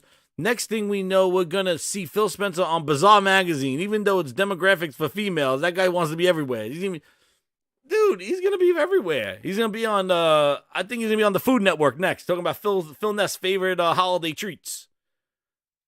That's what he's going to be next. But he's just talking so much. But anyway, that's where that clip is from, on the freaking Aruba. Whatever the hell he was at. But I just think it's so funny where he's just like, I don't expect you to all to follow the video game. I was like, what are you talking about for 35 minutes, dude? What are you talking about? Oh, man, that was a good Phil Ness break. Holy crap. And, to do that, I need to get a cup of water. We need a good Phil Ness song right now. Where is it right now? Where's my Phil Ness? Sign me, please, I will bend over and touch. Mine is tell me it's better when we all play and make exclusive games and like. To my face, thank you, Phil. Oh, man.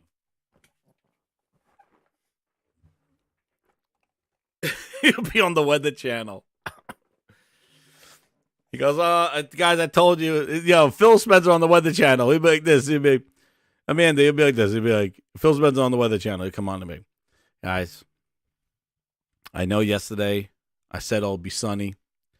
I promised the nation that it was going to be sunny, hot, beautiful day on Sunday. But I'm sorry. I apologize for misreading the weather. I thought it was going to be sunny. I didn't know yesterday. But I promise you I'll do better with the weather. I can promise you that we'll do better. I'll take back the feedback. I know it rained, cats and dogs. There was some floods. I wasn't able to prepare everybody for the weather because I told them it was sunny yesterday. It was going to be sunny. But I'll learn to do better in the future. I got better tools now to predict what the weather will be. But I own this. I'm not blaming anybody on this. I'm not blaming Matt Booty in the weather room, or Satya who doesn't even know what weather is. But I apologize, and I'll do better next time. And I'm sorry to all the people that lost their homes with all the flooding that I couldn't have you prepare for because I told everybody that it was going to be a sunny day, and I misread it. That's right, Robert. Always sunny in Phil Ness. That's a good one right there. I might have to do that skit for Phil Ness telling the weather. But he takes it on the chin, and he's sorry, and he will do better. He takes the feedback. He hears you, and he'll do better in the future. Phil Ness. That's Phil Ness with the weather report. I can't tell the temperatures. Boy, he'll be like this. He'll be like the temperatures. He's like, they said it was going to be, 80 to 90 degrees. And meanwhile, it wound up being a good old 68, a yellow in Metacritic world. But yeah, I thought it was going to be better than that, but I didn't know. And if you want the weather for next week, I got a service for you. It's called Weather Pass. You can subscribe right now. And I'll give you the weather 5 days in advance. It may be right, it may be wrong. I'll take it on the chin if it's wrong. Oh, goodness. Well, we're doing hardware. Let's do some hardware. We got some hardware coming, grinders. There's some hardware coming. We got the the portal comes later on this week. We got the portal coming on later this week. So I got that pre-ordered. We'll get that coming in. So we'll check that out. And then, and we'll see how it is. We'll see how it functions. That's right. Virgil. Wow, he's defending Phil Ness. He's defending Phil Ness. Can you goggle my balls? Oh, damn. Goggle my... Oh no! We suck So, so we'll find out with the hardware coming in with the portal. Probably do an unboxing. If you want to, let me know in the chat. Hit that like button, everybody. And then the big thing came out regarding hardware. Breakdown of the slimness, the PS5 Slim going on here. Here's some images for this guy. Where's his name? I watched this guy too. Where is he? Dave 2D, man. He does some hardware things. So, he did, so this is the new bay for the SSD in the new PlayStation model, the PS5. This is the new bay for it. So you can see it looks pretty much the same thing. Yeah, looks pretty much the same than that one. There's a new fan. They said a new fan here. And then here's the size difference between the two of them. Dude, it is slim. It is smaller on it. And actually, too, they're saying with the stand, because, and I think this is more so with the one with the physical disk drive, that you really don't need the stand to stand it up. Like, it's pretty sturdy standing up. I think, though, if you maybe have a digital one, that might be a little risque, wobbly on that one. So I'm just thinking, maybe the digital one will be a little there. But the physical one looks like you could stand it, and it should be pretty sturdy on there. It is smaller. I'm not a fan of the line going through it. I think that line should have been an LED there. That would have been pretty cool looking if they did an LED on the line. Something like what the other PlayStation 4 was, like have an LED light there. That would have been cool. Make it a little more aesthetic. It looks a little too practical, I think. Here's the demo here. Here. Of how you replace the top ones come off quite easily. The bottom ones, I wouldn't say they're hard, but there's a little bit more work involved compared to the definitely the small. top If you look panels. at him, Okay. like handling it So the first thing you'll notice actually when you remove this, this disk drive, it is a removable disk drive, and it's surprisingly easy to come. It's toolless removal. So I don't know if you can see there's like a little arrow there, but there's an arrow, and it just lifts up and it hinges off. So it lifts up, and it comes right off. It's super fast to remove. wild. That's pretty cool. So the way that the disk No drive tools. connects to the motherboard, No there's tools. a connector here on the back of the disk drive that just slots right into that socket. No on that screwdrivers. motherboard. And the way that you put it back in is you hinge it on the left side, and it's done. No screws, nothing. So I'm going to pop these panels off real quick. Just to No engineering degree required. No engineering degree required. We good. They heard you. Here's a new fan. There's extra blades in it. And then it has the same liquid metal design. Large bath of liquid metal surrounding the closed foam to prevent leakage. Looks to be the same 6 nanometer chip SoC, and the retention system is a thick. 6 nanometer. Power supply is the same size. Power drawer is the same. So remember the liquid metal. Again, another thing. Hold on, everybody. We gotta play it. Help the PlayStation 5 fight gravity, please trust this. Xbox fool, I said gravity is the enemy. Feel safe, us from this liquid metal. PlayStation 5 has liquid metal, it's fighting gravity, feel sign me on my lower back. Last year PlayStation 5 is leaking, save the PlayStation 5, please, it's fighting gravity. Fighting gravity, liquid metal. Watch out. Watch that liquid metal. The T1000 lives in your PlayStation. Still there. There it is. Liquid metal is there. So it just looks a little bit of redesigned stuff. A lot of this tech stuff. Here's a little bit different of the heat sink. But remember, they did that similar to the other revision where remember that was the whole thing with those fighting gravity and liquid metal. Austin Ayers was coming in here telling us about how the thing was overheating, burning down, cooking a barbecue. Some trash like that. Remember? True Virgil visited, the T1000 visited you? That's it? You fought, your PlayStation's fighting gravity every day. So here's a comparison between the two slots. You can see where they put it. I guess they put it on this side as the SSDs over here. Because again, I don't really see, I like this vent look of the old PlayStation 5 than this new one that they don't have it. It's like gapless now. It's like it has a gap. Yeah, I like the finish here with the venting. You know?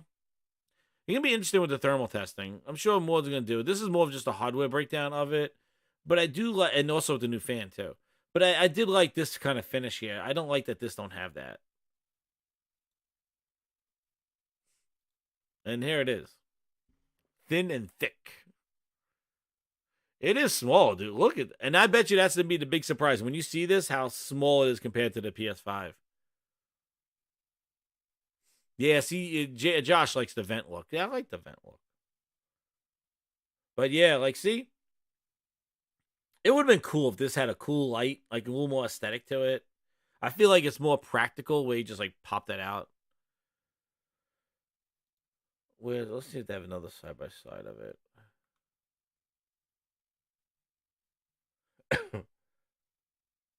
Was this the teardown of that? I want to see the side-by-side. Yeah. See?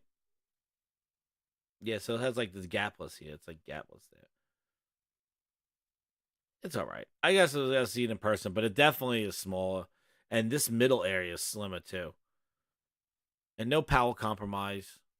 Thick. That's right, right? Niku is thick. Thick. So that came out. Oh, what's this? What this says? Here's Zuby. Zuby did a whole bunch of stuff. Shout out to Zuby Tech. Still rated 370 watt inside. This is the. So here's a new. Let's see what the. Yeah, I can't.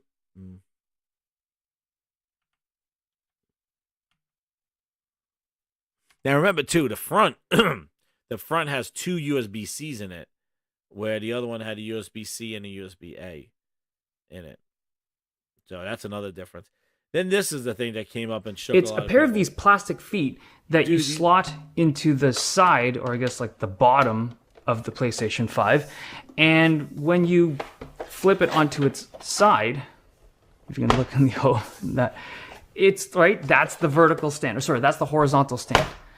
Come on, man. This ain't the move. Now, you don't need to use a vertical stand. I feel like it's fairly sturdy. It's a pair of these plastic feet that you slot into the side, or I guess like the bottom of the PlayStation 5. And when you flip it onto its side, it's right, that's the vertical stand. Sorry, that's the horizontal stand. That is a little weak, I have to say. I didn't like that part. And also the way they go in, like, come on, like they made that cool stand where the screwdriver, like this is the thing. And again, I feel that the first one, as big as it is, though, I felt like the focus on the design of the stand, how like it swiveled around, it hid the screw. Remember, it put the screw inside the stand. It had even the little cap to cover the thing. And I just felt like the design, there was a lot more thought that went into the initial PlayStation 5 design. Even though it was huge, but even with the coming off the panels and the ability to upgrade the SSD, like, and this has it as well. But I feel like that even if you even think about it too, even the whole panel being a full design. Remember, like you could get a whole Spiderman panel. Like for this one, whatever, you can't have like a full image if they ever want to make one. For the PlayStation, because of it's the a pair slot. of these plastic feet that you can't have like a full image on here without it being cut off with this. Where the first PS5, we could get a panel that has a full image on the side. And the custom plates here are going to have, it's going to be something top and the bottom. Yeah, you could have some cool stuff, but no, that is not the $30 thing, Chad. No, that's what's included with the PlayStation 5 Slim. There is another stand to put it vertically these things included pegs come with this for horizontal. What he just showed. That's only for the horizontal. The $30, that's not, those pegs are not $30. They come with it. But again, even if they made this an LED light, if you think about it, when you if it's clear plastic, it would have been cool because the LED light would have shone through the pegs and made them even actually look like an illuminated stand. You know? See, so like, see, my design was that, hey, if you had LEDs in the slot here, that actually clear plastic pegs would actually glow up. But you really don't need a vertical stand. That's what he was saying in there. But that's not the $30 one. No. Those just come with, and again, it's more of a way to make it stable because it's kind of, because of that disk drive. And again, another weird thing, the disk drive is on the bottom. And that's kind of where it is. Hey, welcome, RWK88. Just found the channel. Welcome. Welcome to the Grindhouse. So, yeah, because they put the disk drive at the bottom, it has this off center, so they got to put something so the thing don't tip to its top. But I just feel like the other one, the original one, did have a cool, I think a more ideal, like, premium design to it and thought, especially in that convertible stand, right? That's where I felt that it did that. Whereas this one, I feel like it's kind of like the let's save some money edition. Yeah, see, Captain doesn't even agree with me. He says the LED lights don't change anything. Don't charge me for it. I love LED lights, though. I think it would be cool. But I just feel like the way these pegs are in there, like, and again, whine and complain. I just feel like the difference between the two, this is definitely the cost saver version of it. But that whole taking the drive out and doing the drive, that's really cool. But again, just like you said with the plates, this changes the whole thing with the plates. We're never going to get big plates again for the other one. But I do have to say, this one horizontal definitely looks a little better than the big one horizontal. That thing's huge horizontal. So maybe that was the complaint, too, that they're addressing. Like, let's make a smaller PlayStation that fits in console. Because the thing about it, this thing on its side is pretty damn big. Pause. Let's make a small one that fits into all these, into these cabinets and stuff like that, all these entertainment centers. There you go. So this one is kind of meant to be on its side, and that's why they include the horizontal piece to it and kind of telling you to put it on its side. Because this one, if you don't have space in your entertainment center, you're putting this thing on the top or vertically, and this one's smaller and can fit more of the consoles. So we'll see. But this is your future console, and I do think that this one would be. I'm interested to see what the plates look like for this one. If they're gonna do. Anyway, they're weak with the plates anyway. I think they should have done video game ones or custom plates. But I think the disc drive coming out and adapter, I think that's really cool. But the problem is they made the price up there. I thought they should have kept it at $400. But anyway, another decision that they made on that. But we will see, what they do. But I'll tell you that. Oh man, you want to see the Xbox Series X on its side? That looks like somebody knocked it over. That is ridiculous because that stand is adhered to the bottom of the Xbox. So when that Xbox is laying down on its side, it has the circle of the stand, which is not removable, adhered to the bottom. So it looks like somebody knocked it over. That thing on the side is a travesty. Booster on its side, the Series S on its side, that's fine. Because you don't get to see the big grill on the top. But the Xbox Series X on the side, dude, that's like somebody knocked it over. Oh, yeah, we'll see, Richard. We'll see how this, like, what the thermals are and all that other stuff with it. We will see. Because a lot of the venting comes off the top. And it is a turtle. A lot of the venting comes off the top and the front. But we'll see. Like I think the biggest surprise, and you could quote me on this one, I'm sure.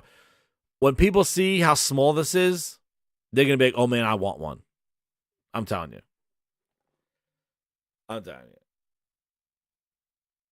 When you see how small, you're like, oh my God, that's the size of the PS5. Oh man, I need a small PS5. That will go perfect here. That's what people are going to have. It will.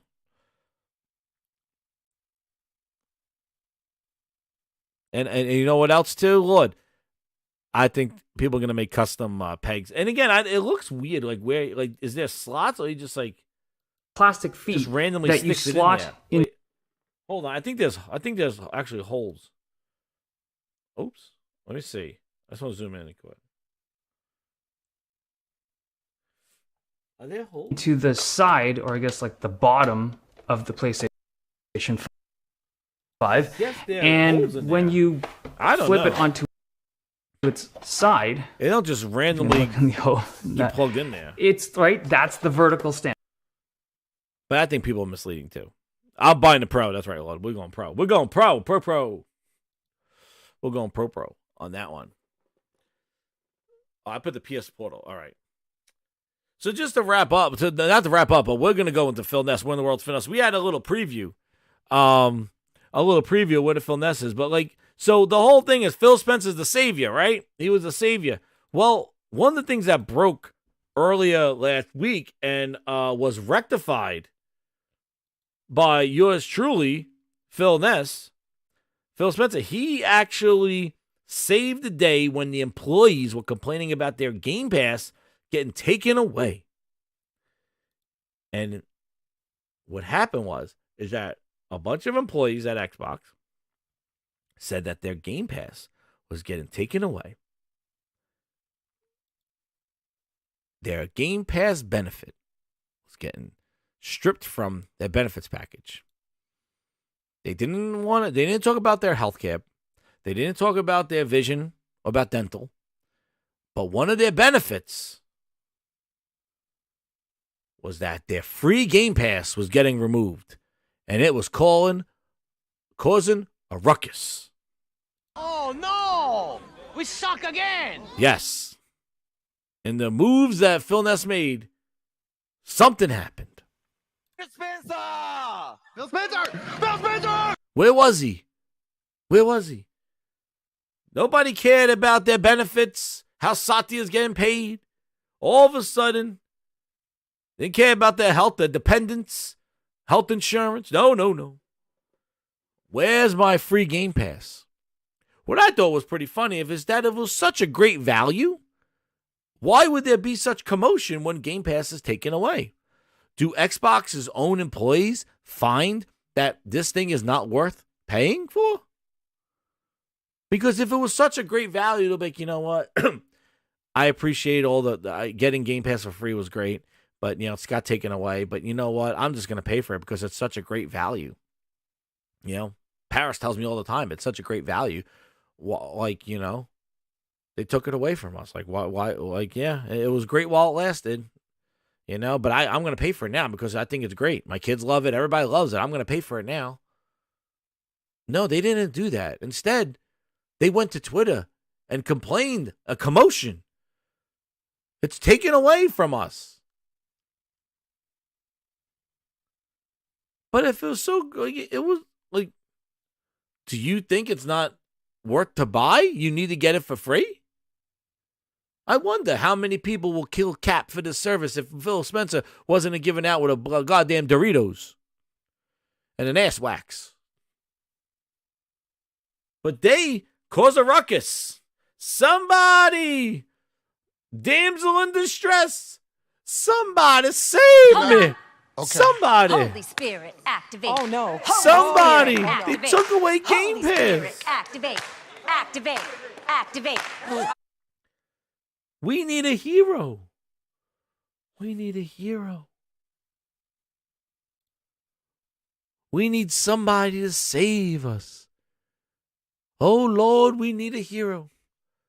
What's that? Whew. What's that? What? Is that a green trail in the sky?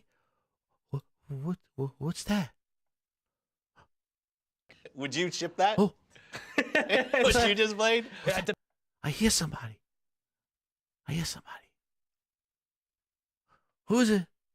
It's a bird. Who is it? It's a plane. It's Spencer! Huh? Phil Spencer! Phil Spencer! Phil Spencer, baby, let's go! Yes! Yes! Yes! Yes! goddamn Phil Ness Homelander shows up, save the day.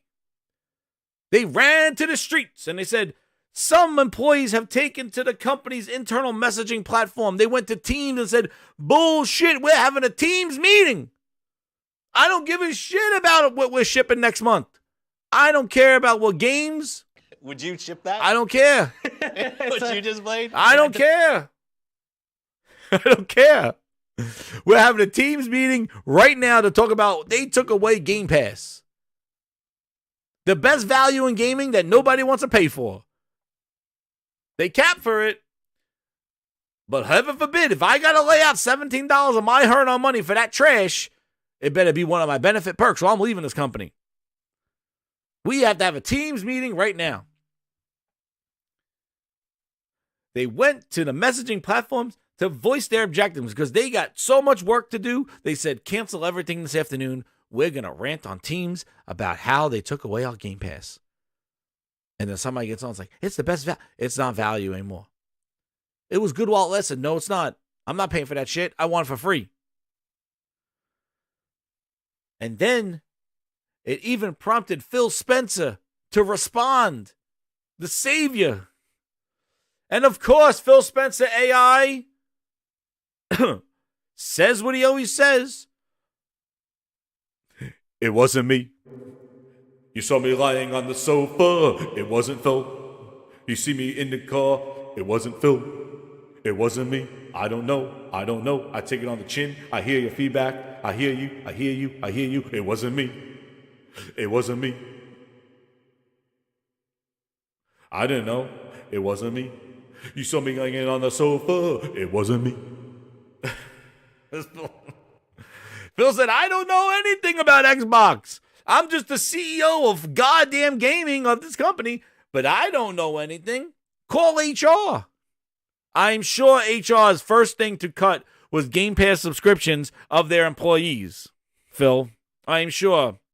I'm sure HR just shut that benefit down. They're like, you know what? Who cares about your health care? Who cares about dental? We're taking away Game Pass. Phil Spencer's like, I don't know. It wasn't me. I don't know. He even had an alibi. Phil Spencer even gave himself an alibi. Because when all this went down, he wasn't aware of the changes. He was looking into the situation. He's like, I don't know. I don't know anything about gaming. I don't know. Would you ship that? What you just played? I see commentary that if you just build great games, everything would turn around. Business, we have to look at the return on our business, the cost of the business. We've held means when I think about Xbox, I'm going to think about quality games. We have. And where was Phil? We haven't done our best work. Where was he? His AI chatbot responded, I wasn't aware. I take it on the chin. But Phil even had an alibi. He had an alibi. Right? Where was Phil Ness when this was going down? Employees were raging in Teams meetings. Raging in team meetings. He was raging. And where was Phil? Where was he? Where do you think he was? He was on stage again doing what he does. Phil's alibi, here he is. Where was Phil when all this was going down? Here he is. Sir. You're my number one The customer. Philibod. Okay. Holy Spirit, activate. Oh, no. Holy Spirit, no. Oh, no. activate. Holy Spirit, activate. Activate. Activate. There he is. Phil was on stage at BlizzCon. There he was when all this was going down. Phil had his alibi. I don't know what was going on. I'm over here on BlizzCon talking about bringing back StarCraft because everybody gets all weak in the knees when I say these key names. You know, I'm just going to go to BlizzCon I'm going to say StarCraft. I'm going to walk off stage because that's what they like. And I'll say, maybe StarCraft is coming. I don't know. And then Phil Spencer's gone. And then everybody gets all excited. But Phil Spencer had his alibi ready. He's like, all right, HR, cutting off Game Pass. I'm going to be at BlizzCon. I don't know anything about it. They come to me. It wasn't me. It wasn't me. So Phil had his alibi all set up. He was at BlizzCon on stage talking about StarCraft, how he's going to bring it back, just like he's added MechAssault. Phil added to MechAssault because we're going there. And, you know, what a pleasant surprise. Here he is. There he is. Oh, my God. Trust and inclusion. Fun to see what the future.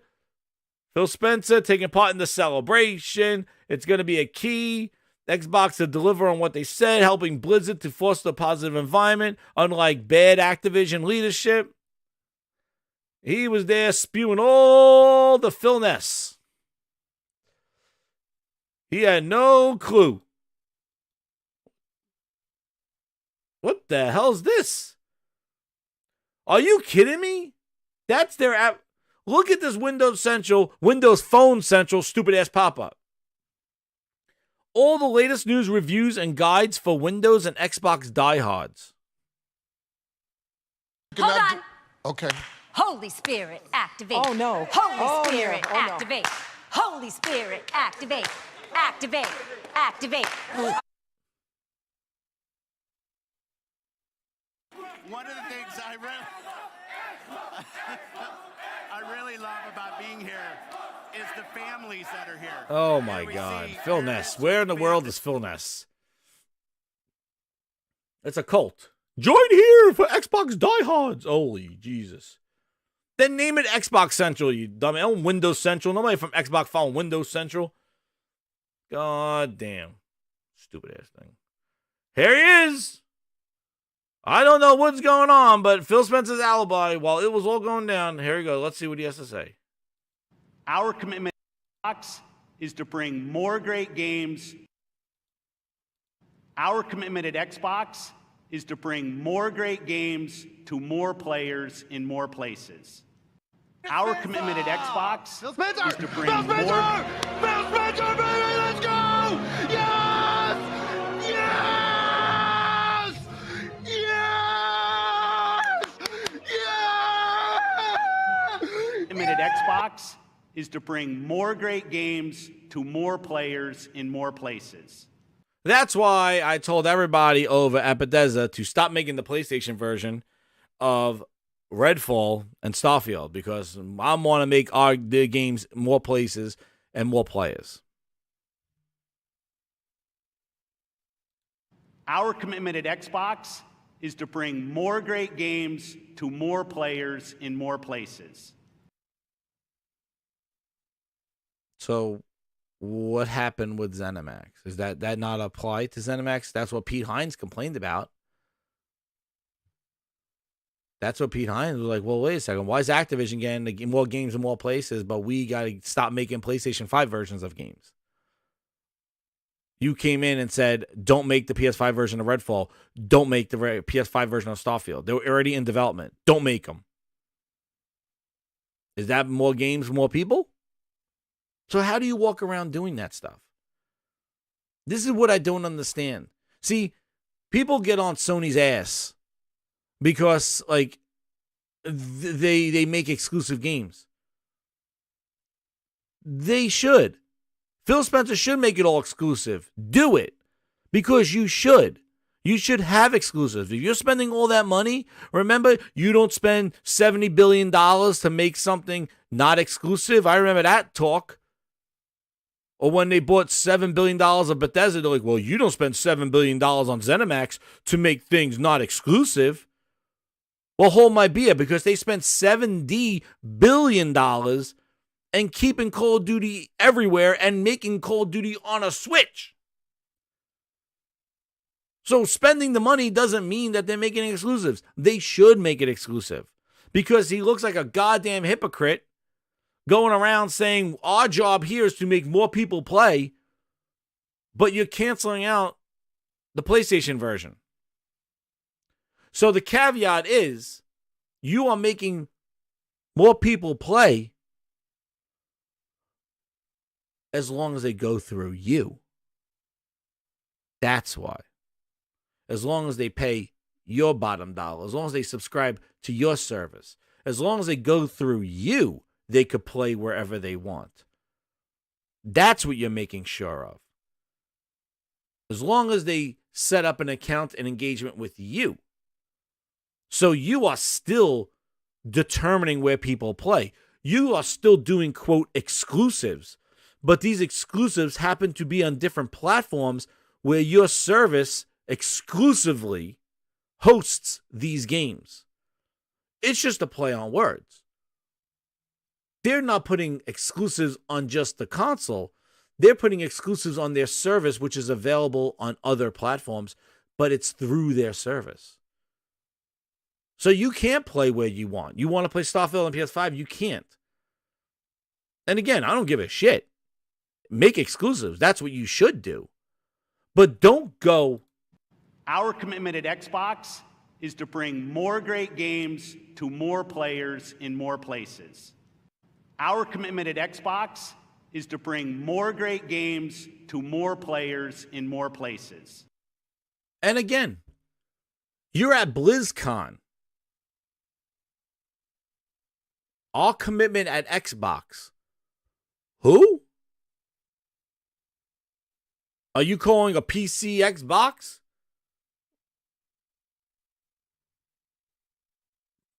Imagine. PC mainly focused players. Dudes coming up there saying Xbox. Never in my life I thought that PC people would accept that. At Xbox. But anyway, there's his alibi. But Phil Spencer came in, reversed the whole thing. Everybody was saved. All right, so Phil Spencer came in. We don't need a hero. We have Phil Spencer. We don't need a hero. He saves the day. Not only does he create the problem, but he makes the solution, and he's the hero. You know, he blows up the place, then comes in with the firefighters, and he looks like he's saving the day. That's what he does. And you know what? Why not? If Phil Ness... Hey, if Phil is already at BlizzCon, he already was in Aruba and Punta Cana, he was already over there. Well, let me ask you a question, Travis. If it's all about money from software, then how can you deny the two biggest platforms driving software in the Nintendo Switch and the PlayStation 5? Travis, let me answer me that. You're telling us we're dumb. Answer me that question, Travis. How do you deny the two biggest selling platforms that are driving software sales on NPD sales? A lot of their games are on the top ones. How do you deny those two platforms and tell me you're putting more games where people play when you're denying the Switch and the PlayStation 5 that have the biggest install bases of hardware to sell your software? Don't you think that's a little more people to play games? What? You're telling me that Samsung TVs is a more lucrative software fucking business than a PS5 and a Switch? You think that? You think the Samsung TVs and the goddamn the Ocho and bullshit? What do you think? You think that's where the business is? Can't wait to play this on my Samsung TV. Can't wait to play this on my Meta Quest 3. Is that where they are? Let's put it over there. But let's not put it on the PlayStation 5 and the Switch that are in the stratosphere in hardware sales. That's a whole bunch of potential customers sitting on the Switch and on a PlayStation 5 that would buy your games. What are you doing? How are you denying those two platforms? But put it on a goddamn MetaQuest 3 and a Samsung TV. That's more places to put shit. Yeah, because those install bases are really lighting up the charts. And anyway, Starfield was on every goddamn device known to man. Let's see where it is on NPDs the next month. Forza. Every device known to man besides the other two consoles.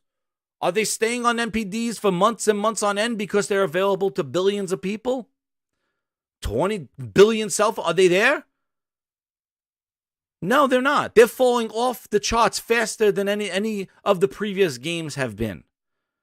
So it's because they're putting it on places that people don't give a shit about these games. Nobody cares about Starfield streaming to a Meta Quest 3 or Starfield with a $70 controller streaming on my Samsung TV. No. So he could go around saying all this trash that he wants, but he is denying the two biggest platforms to sell his software to. So if he really wants to put more games to more people, there's two huge consoles there with huge install bases that he should be putting those games on. So I don't know, walking in saying don't make Starfield for the PlayStation, don't make Redfall for the PlayStation, how's that bringing more games to more people? That's a huge install base that you're denying right now. And that's all I'll say about that. But no, we got to find out where Phil... Where is he again? Where is he again? Well, Phil Ness is in Japan. Why not? And here you go. Here's your answer right here. Even if you don't buy an Xbox, he considers you part of the family. Because that's all you care about, right? You just want to be part of Phil's family. Who gives a shit about quality games? As long as Phil Spencer's my friend, takes pictures with me, signs that ass, tattoos Velocity Architecture right above the crack, I'm part of the Xbox community. Phil says you're part of his family, even if you play on a PS5 and a Switch, he said. Because that's more important. Phil's acknowledgement of you as part of his community is more important than the product that he produces. To a lot of people. Especially, we got a goggle in the chat, so let's play that song for him. Hey, Travis. Can you goggle my balls? Goggle my balls in your jaw. This is the remix. This is the remix. Can you goggle my balls? Goggle my balls in your jaw. This is the remix. This is the remix. Bet your ass is the remix. I got the article here. Let's get his article. Because now he's in Japan. He's in Japan now. All over the world. All over the world. And I can't find my Philness. There he is. He got a VIP interview. Here you go. Here you go. Xbox is a community of players who can play on multiple devices. That's great. And this is where he had that quote with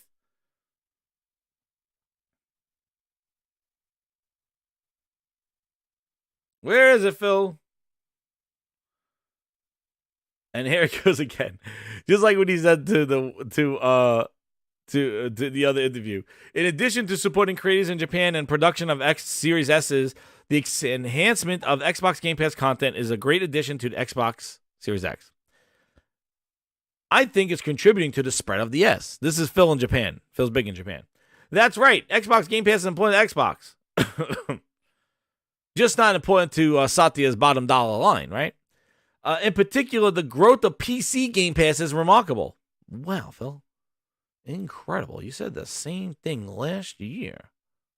Let's talk about Game Pass a little bit more, since that's a big bet for Microsoft. How many subscribers do we have now? And it does seem like a really good deal for the consumer, but what about the Microsoft investor? How is this a moneymaker for Microsoft?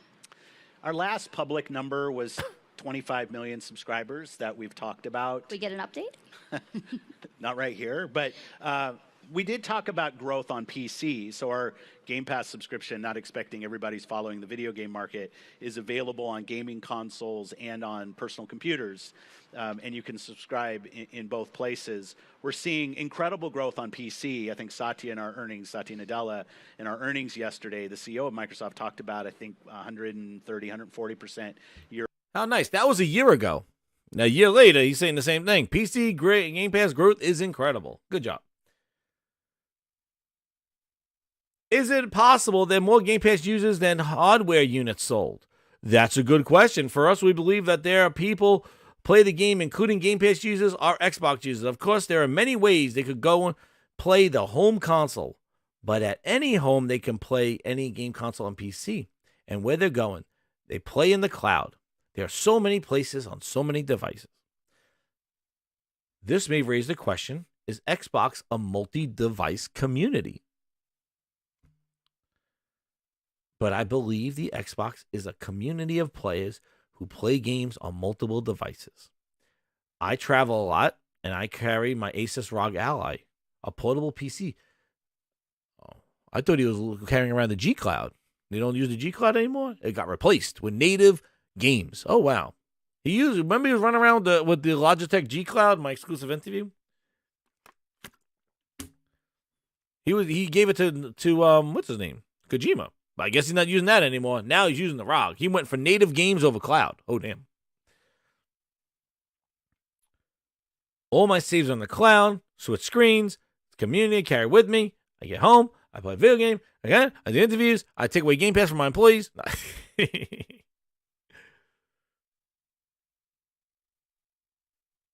So, Phil Ness in Japan. Everybody who touches an Xbox, no matter how you're touching it, is a community member for Phil. And you're part of his family.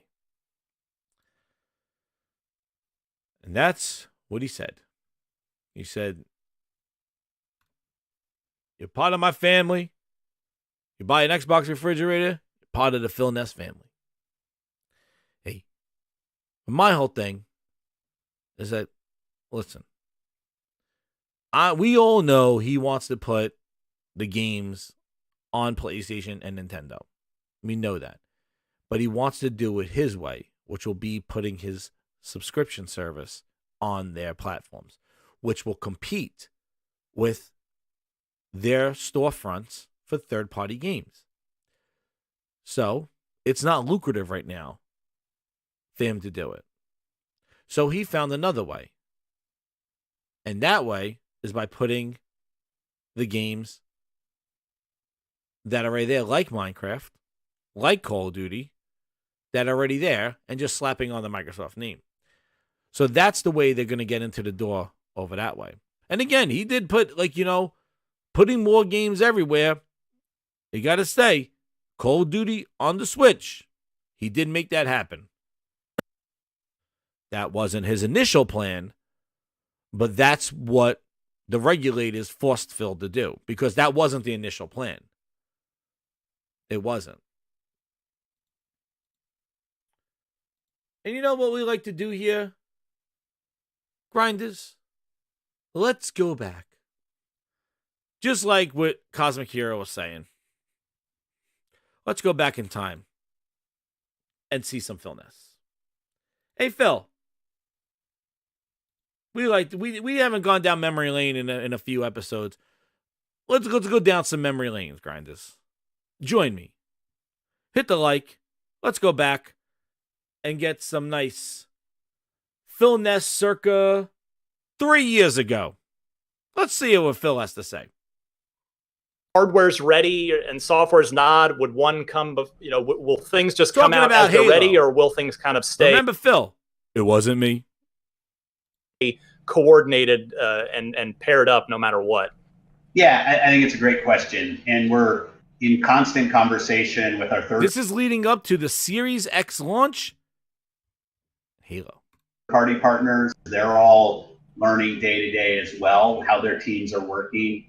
I think for us, hardware and system and service software, those two things obviously have to stay linked. I don't want to ship a piece of hardware where the platform's not completely there. I'll just laugh and say maybe we've done that before. We're not going to do that again. So the system software and the platform got to be solid in order for us to do anything. I do think that the overall Series X, if everything was there for the software and the services and the hardware, I don't think I would hold it for any individual game. I mean, obviously the big one you think about is Halo. I was going to ask. Iconic with the launch. It's Bonnie and the team are doing a really good job on Halo Infinite right now, and they're staying on top of the issue. They're learning as well, just like we all are.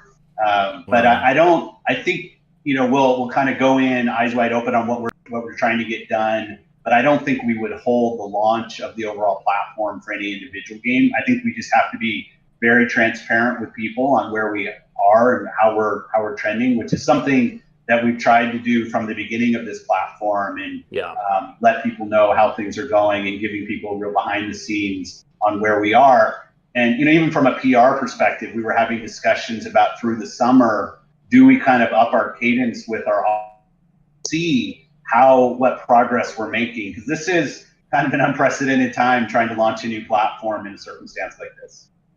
I guess I know you don't want to play the what if too much, but if the hardware does slip for whatever reason, is there a chance that Halo still comes out this fall on Xbox One and Xbox One X? Ryan asked the wrong question. Yeah, honestly, and just because I'd be kind of making up answers here, I haven't cut down by 2 on if this moves, if that moves, kind of what would we do. To date, we feel pretty good about our plans, but I'll just reiterate, safety and security of the team is most important. And I think if we get to the point, I would sit down with Liz Hamron, who runs our console platform and hardware team, and Matt Booty, and frankly, Sarah Bond and the third parties, because there's obviously a lot of great third-party support that we're looking for through the fall. And so I think it would just be a joint effort. I get these same questions, just so you know, from the third-party publishing heads when I'm talking to them. How are we feeling about hardware? I know there's a lot of excitement. And frankly, us and Sony are both dealing with this. I'm sure we're dealing with it in our own ways, but it.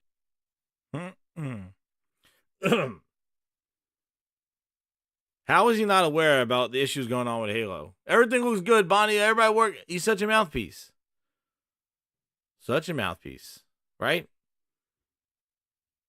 I'm putting this thing. I want to make Starfield. I'm making Minecraft. I'm making what? No.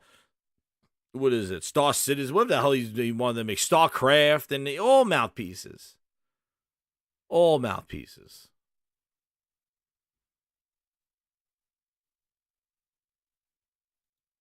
Again, he didn't know.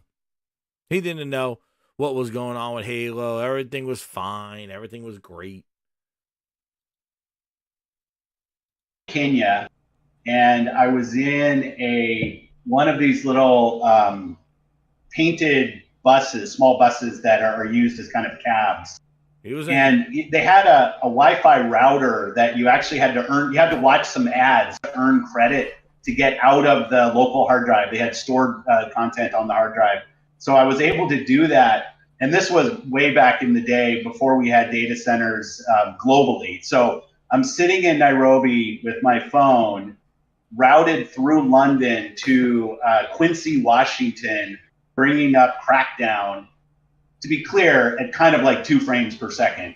But the fact that I actually could get him on screen and move around, I thought was just fantastic. And it was amazing. Like everybody in the bus wanted to come around and see what I was doing. It was great. And it just gives me a lot of promise for what it's going to mean as we find these great games and stories and characters that you and I have grown up with, and we're able to bring those to more and more of the world. I think I definitely believe in the social power of gaming. I think gaming bridges social boundaries and brings many people together. That's what he's doing. But yeah, that was us hyping up the cloud in the past. But I just thought how interesting it was, how everything was doing well. Halo was great. Like everything, he was all good. He was all good. Well, let's go see another nice Phil Ness. Crackdown 2 frames a second worked, he said. But anyway, let's go to E3 2019, Phil Ness. And the reason why I play these is like to hear what he said, pretty much the same things he's saying today, and tell me, knowing what we know now, what has happened to cloud, to the sales, to the success of the platform, to where it is now. And you tried it? Yeah, I did. I tried. You gave it a ringing endorsement, I heard. Yeah, as Brad and I, we played a little Gears, tried an active reload, and it worked first time. It didn't take too long to register. Because of Game Pass, you now have to consider that there are potentially just tons of new players that might not even know anything about the Gears franchise. That's right. Have never played it before. Yeah. Is that something that you have to be like very cognizant? No, it wasn't. We didn't. It didn't take miss, too long to register. All that you sort got of the stuff. blinky and you were good. It happened. It was interesting. There was a meeting that we took that kind of just talking about it was kind of reiterating a lot of the points from the press conference, but. So with Scarlet specifically, you talk about obviously wanting it to be the best. Scarlet with is the Xbox One X, it seemed like there was a really focus there to be like, hey, we want to be able to say this is the most powerful console you can get. Is that how you feel about Scarlet? Do you feel like with Scarlet you really want to be out there more powerful than everything else? How important is raw power to you? I think raw power point? is very important. And I know certain people were kind of picking up on the words that I used, and hey, you used to say most powerful. I really can only control the console I build. I don't have a PS5 dev kit, so I don't know what they are, what they're building. We both are AMD. The kind of spectrum of technologies that are out there are pretty similar. At some level, it's going to be what price point do you pick? Right. So I don't want it to get into kind of a silliness. Like I want to build a great Project Scarlet. I want people to feel like they can have amazing console experiences they've never seen before, and that they've got the best lineup of content and services of any platform out there. And we're totally focused on that. And I know we have other things going with like coming to PC and xCloud, but I'll say that being a leader in console is something that the team is committed to doing. And that's we're not building this program to try to aim for second place. We were going to build it aiming for first place, and that's what I want to hit. Mm-hmm. One of the other things that came up was this notion of the 4 generations of Xbox, thousands of games, and really kind of. You want to go play Strange Brigade? Yeah, we both have something. That Roger. Is that something that you have to be like very cognizant of now when it comes to studios making games and just being like, okay, what if? What if no one's played any of these before? We can't just necessarily throw them into multiplayer and say, go with God. It's gotta that's be, right. Find the shotgun as fast as possible. Yeah, basically, right. Yeah. And it's one of the reasons for our franchises, having the Batcat in the subscription, which allows people, even if they don't want to play the whole thing, but they at least want to kind of sample and say, oh, okay, I get where the story arc. You could see opportunities for people to pick cutscenes out. So if you wanted to do the Cliff Note versions of things, I'd say it's a little bit different. So I'm not trying to switch the question. One of the things, and I'm not trying to sell anybody Game Pass, but one of the things that Game Pass does to a developer, and it is 2 in this case, is you end up with a lot of players day one, where it used to be people have to go and buy a game, and there's just like, oh, I have to work, the store's closed by the time I get up, so I'm going to wait till this weekend. And inside of Game Pass, you see a lot of teams that you're going to have millions of players day one. So your infrastructure for how your support of those better be ready, because there are millions and millions of subscribers in Game Pass, and when a new game hits Game Pass, they're going to click on the icon, download the game, and they're going to start playing. And you don't really get that swell that we used to kind of get at least with retail, of it just people are waiting to make the purchase decision. Right. I don't understand that, because with pre-orders and stuff, I thought that swell is right there when people buy it. Like a bunch of people on day one. Hence why when we play multiplayer games on day one, those games basically are like the servers are shot, because everybody pre-orders the game and plays it millions on one day. Like, I almost swell with, I gotta work. I gotta work. Well, you gotta work. You have a game. See, if you have Game Pass, you don't have to work.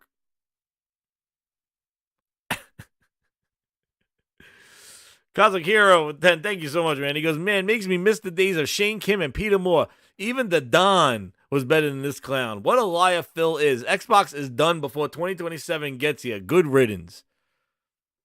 Hey, I just play these things. Dude, this guy does interviews all over the friggin' place. Says the same stuff and is a hypocrite. But this guy is, and this is what I don't understand. Like, I'm not here to celebrate any friggin' executive, but my God. This? Phil Spencer! Phil Spencer! Phil Spencer, baby! Let's go! Savior. Yes! We don't need Spiderman. We got a live action hero right here. Yes! He saved the day. He saved everybody. He saved their employees when they had nowhere to go and they lost their Game Pass subscription. He came in from BlizzCon and saved. He said, no, cancel Order 66. It's not time right now. Cancel it. He's like, cancel it. We're not giving the screw job just yet. We need to You're lead my them in number a one little customer. bit more. Lead them in, and then we'll do it. Initiate, execute Order 60. No, not yet, not yet. Hold back. It wasn't supposed to release. I'm at BlizzCon. Wait. And I do think that has an impact. But I also, like you're pointing out, I think it really can create this idea of a story arc and what are these characters and worlds and how can I experience them from the beginning to where they are. Yeah, absolutely. Oh, the data center isn't sitting over at Staples Center, which is like, 100 yards from Microsoft. I know. Here for years is going to be dedicated hardware in your home with local storage of those things, bleeding to the screen as fast as it can through the sound system. And that's not a slam on what anybody's doing, because we're all doing really cool work on the cloud, but there is a speed of light. Yeah. There is the internet infrastructure. So our focus on Project X Cloud in the beginning is giving you a connection to your friends and your games when you're away from your Xbox experience or your PC experience when you're in the home. Right. And so maybe our design criteria is a little bit different. In terms of business model, one of the things, and I didn't want to do any kind of victory lap because Sony's had remote play forever, but we talked about console streaming, and I said, we're going to get this done in October as well. The end result is I want to be able to have my phone and just walk around and use it wherever I go. Right. And it could be from my home console. There's no cost to that. Yeah. It could be from xCloud. There will be a cost to that. We'll figure out what that is. Because that's our hardware. See? Told you. Play wherever you want. There'll be a cost. See? No cost to that. Yeah. He's had remote play. How often have they talked about Xbox streaming from your console? That's what the PlayStation Portal is. And he said it. Sony had remote play for the longest time. That's what the Portal is coming out this week. It is a streaming device just like what they had with remote play.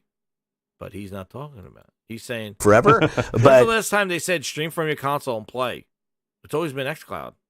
We talked about console streaming, and I said, we're going to get this done in October as well. The end result is I want to be able to have my phone and just walk around and use it wherever I go. Right. And it could be from my home console. There's no cost to that. Yeah. It could be from xCloud. There will be a cost to that. We'll figure out what that is. Because that's our hardware. If you've already bought a console and you bought the game, we're gonna push really hard to make that invisible to you. But just to set. Eventually, this is for people who live in areas or who are never going to buy a console but still want to play these great games, and I think that's an awesome option, and that's our long-term vision with where we're going. But I think that's years and years before that's any kind of majority of the way that people are using the technology. Right. So, sorry, it's long-winded. And one more.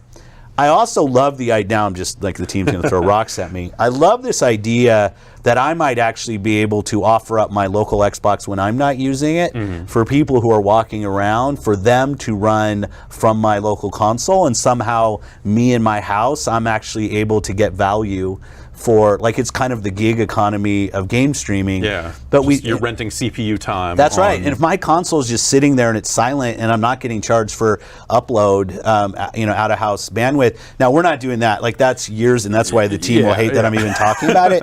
But this idea that I can my experience goes with me wherever. Right. And the model behind that content coming to this device can have multiple different flavors, and is there roaming and non-roaming or whatever it's called? I'm just making up stuff now, but that's why the common platform between what's in the home and what's in the cloud is so powerful for us, because it allows us, and I use the term hybrid cloud, it allows us to kind of treat both the consoles in people's homes and the consoles that are in xCloud as kind of a connected cloud where Xbox Live and your games can all live. I don't know if that makes any sense. It does in my head, but yeah.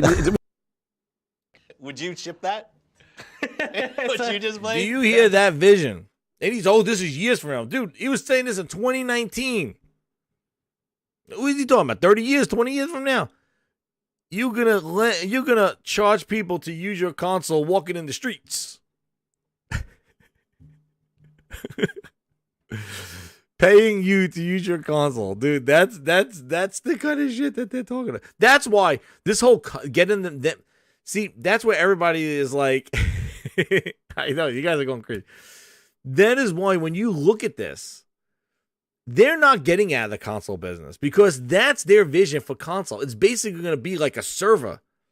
They're going to use you as a server. So they need that hardware in your house. They're going to repurpose the consoles. That's why. And guess what? That console is probably going to be some server stick. That's what they want. They want this network of everywhere you go, you're tied into your subscription. And they're paying. And that sounds like they will pay you to lease out your Xbox. You'll lease out, in the future, you'll lease out your console to be used by people in the streets as a server. Now, people do this in server farms at all. People do this with servers, like they have a Battlefield server, a game that's hosting as a server. So basically, using your cloud, using your Xbox as a host. And I say every time, playing, is there a game that I'm so engaged in? It sounds like Amazon Sidewalk, right? Yeah, exactly what they do with the Amazon the Alexa devices. And Xfinity, I think, does it too. But that's why they need that device in the house. They need some sort of server there. That's why I don't think they're getting out of that they stop making consoles. They just have a different purpose for the console there. And that's why the Series X and the Xbox, the S are basically shaped that way because they're made for the server blades. There's things in them. I think he even says that in here too. But it's just always interesting as the years go on, as the years go on, to just go back and revisit some of these interviews and just hear the thoughts and future of what they think is going to happen. And they pivoted multiple times then. Back then, it was 2019. It was about xCloud. It was about Scarlet. And I don't know, man. I don't know. Traditional gaming, what's going on? But, and maybe Sony's going through these growing pains right now. They're trying to sort out, like, guys, do we continue doing what we do? Do we pivot, or do we not pivot and go back to what we do? And Nintendo's just cruising, man.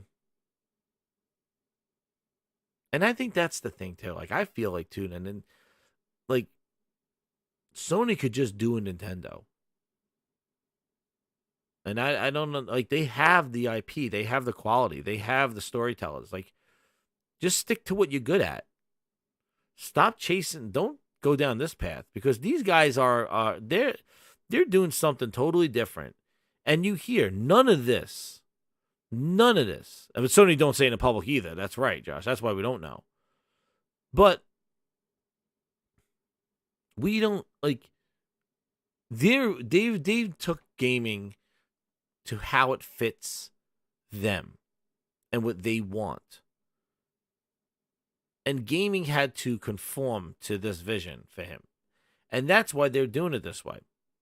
And Sony's doing a little bit with the cloud, but they're still keeping the console as the main focus. We will see. Like, I always believe that, having fixed architecture, fixed confined hardware, and developers dedicated to work on that hardware will give you optimal experiences on that platform. Granted, PC is stronger. PC could do a lot, but it's nice to have a piece of hardware that has focused development to utilize the features that are available that they put in there. And that's the main thing why I feel console gaming is definitely a plus, because it's optimal, kind of just optimal, made for it. First party, takes advantage of the features of the system, and we get the incredible stuff for not super expensive way, like not like thousands of dollars with PC stuff and things like that. But PC gaming is fine. And I think that there's a different audience. I think the PC gamer is not the console gamer. There's sometimes they crisscross, but there is a preference. The mobile gamer is not the console gamer. There's some games that cross boundaries, but each one has their own expectation. And if there's somebody that's made, like just like a PC gamer, you will want a developer to focus on the PC to make sure that all those features that you have are available on the PC. Widescreen support, all the different graphical assets and things like that you could turn off and stuff. Like they get very upset on PC when, you know, no field of view slider and all. There's expectations that come with a PC game, not on console. Just like console has expectations. It should be optimized. It should run well. This is a fixed, confined, this is a steady environment. This is not variation of tons of GPUs and stuff, except with booster and stuff. So it is, I think we're all in a weird ass day, dude. Like I just think like a lot of this stuff, especially with the Sony thing, like, you know, what's their new thing gonna be? Like everybody's gonna be looking at them moving into the new year. I hope the Game Awards, I could care less about the friggin', you know, the awards and stuff. We'll definitely do a fun kind of like Grindhouse Awards and you know, and watch the Game Awards and maybe predictions and stuff just for like, you know, entertainment hanging out there. But as to like for the mean to everybody, it shouldn't mean anything. The main thing I watch the Game Awards for are the announcements. And I'm hoping after the year that we had this year, then next year we'll have like, you know, even more games. And Mondays are always weird. That's right. I agree. Mondays are freaking whack. But with that, Grinders, appreciate going down memory lane. I'm sure I'll find some more stuff. But, you know, it was just funny that, like, again, bad news, Phil comes and saves the day. And, you know, who needs a hero who needs Spider-Man? Who needs a live we got a real live hero right here in Phil Spencer. He is the real life Xbox Homelander. Spencer! Phil Spencer! Phil Spencer! Phil Spencer, baby! Let's go! Yes! Yes! Yes! Ladies and gentlemen, I want to thank you again for another Gaming Grindhouse. Hit that like button, share it out, subscribe if you're new. Drop in the comments. I'll be doing some more coverage later this week. And with that, good night, everybody. Thanks again. Thank you to all the VIPs, Super Chats, all the members here, and everybody hanging out, the grinders in the chat, you know, for keeping it grindy, whatever. But thanks again, everybody. Talk to everyone later. See ya. Oh, and Psychonauts 2. New games are coming fast. 12 minutes and 80s. And they're all on Game Pass. Some of them are like a Requiem. What to play first?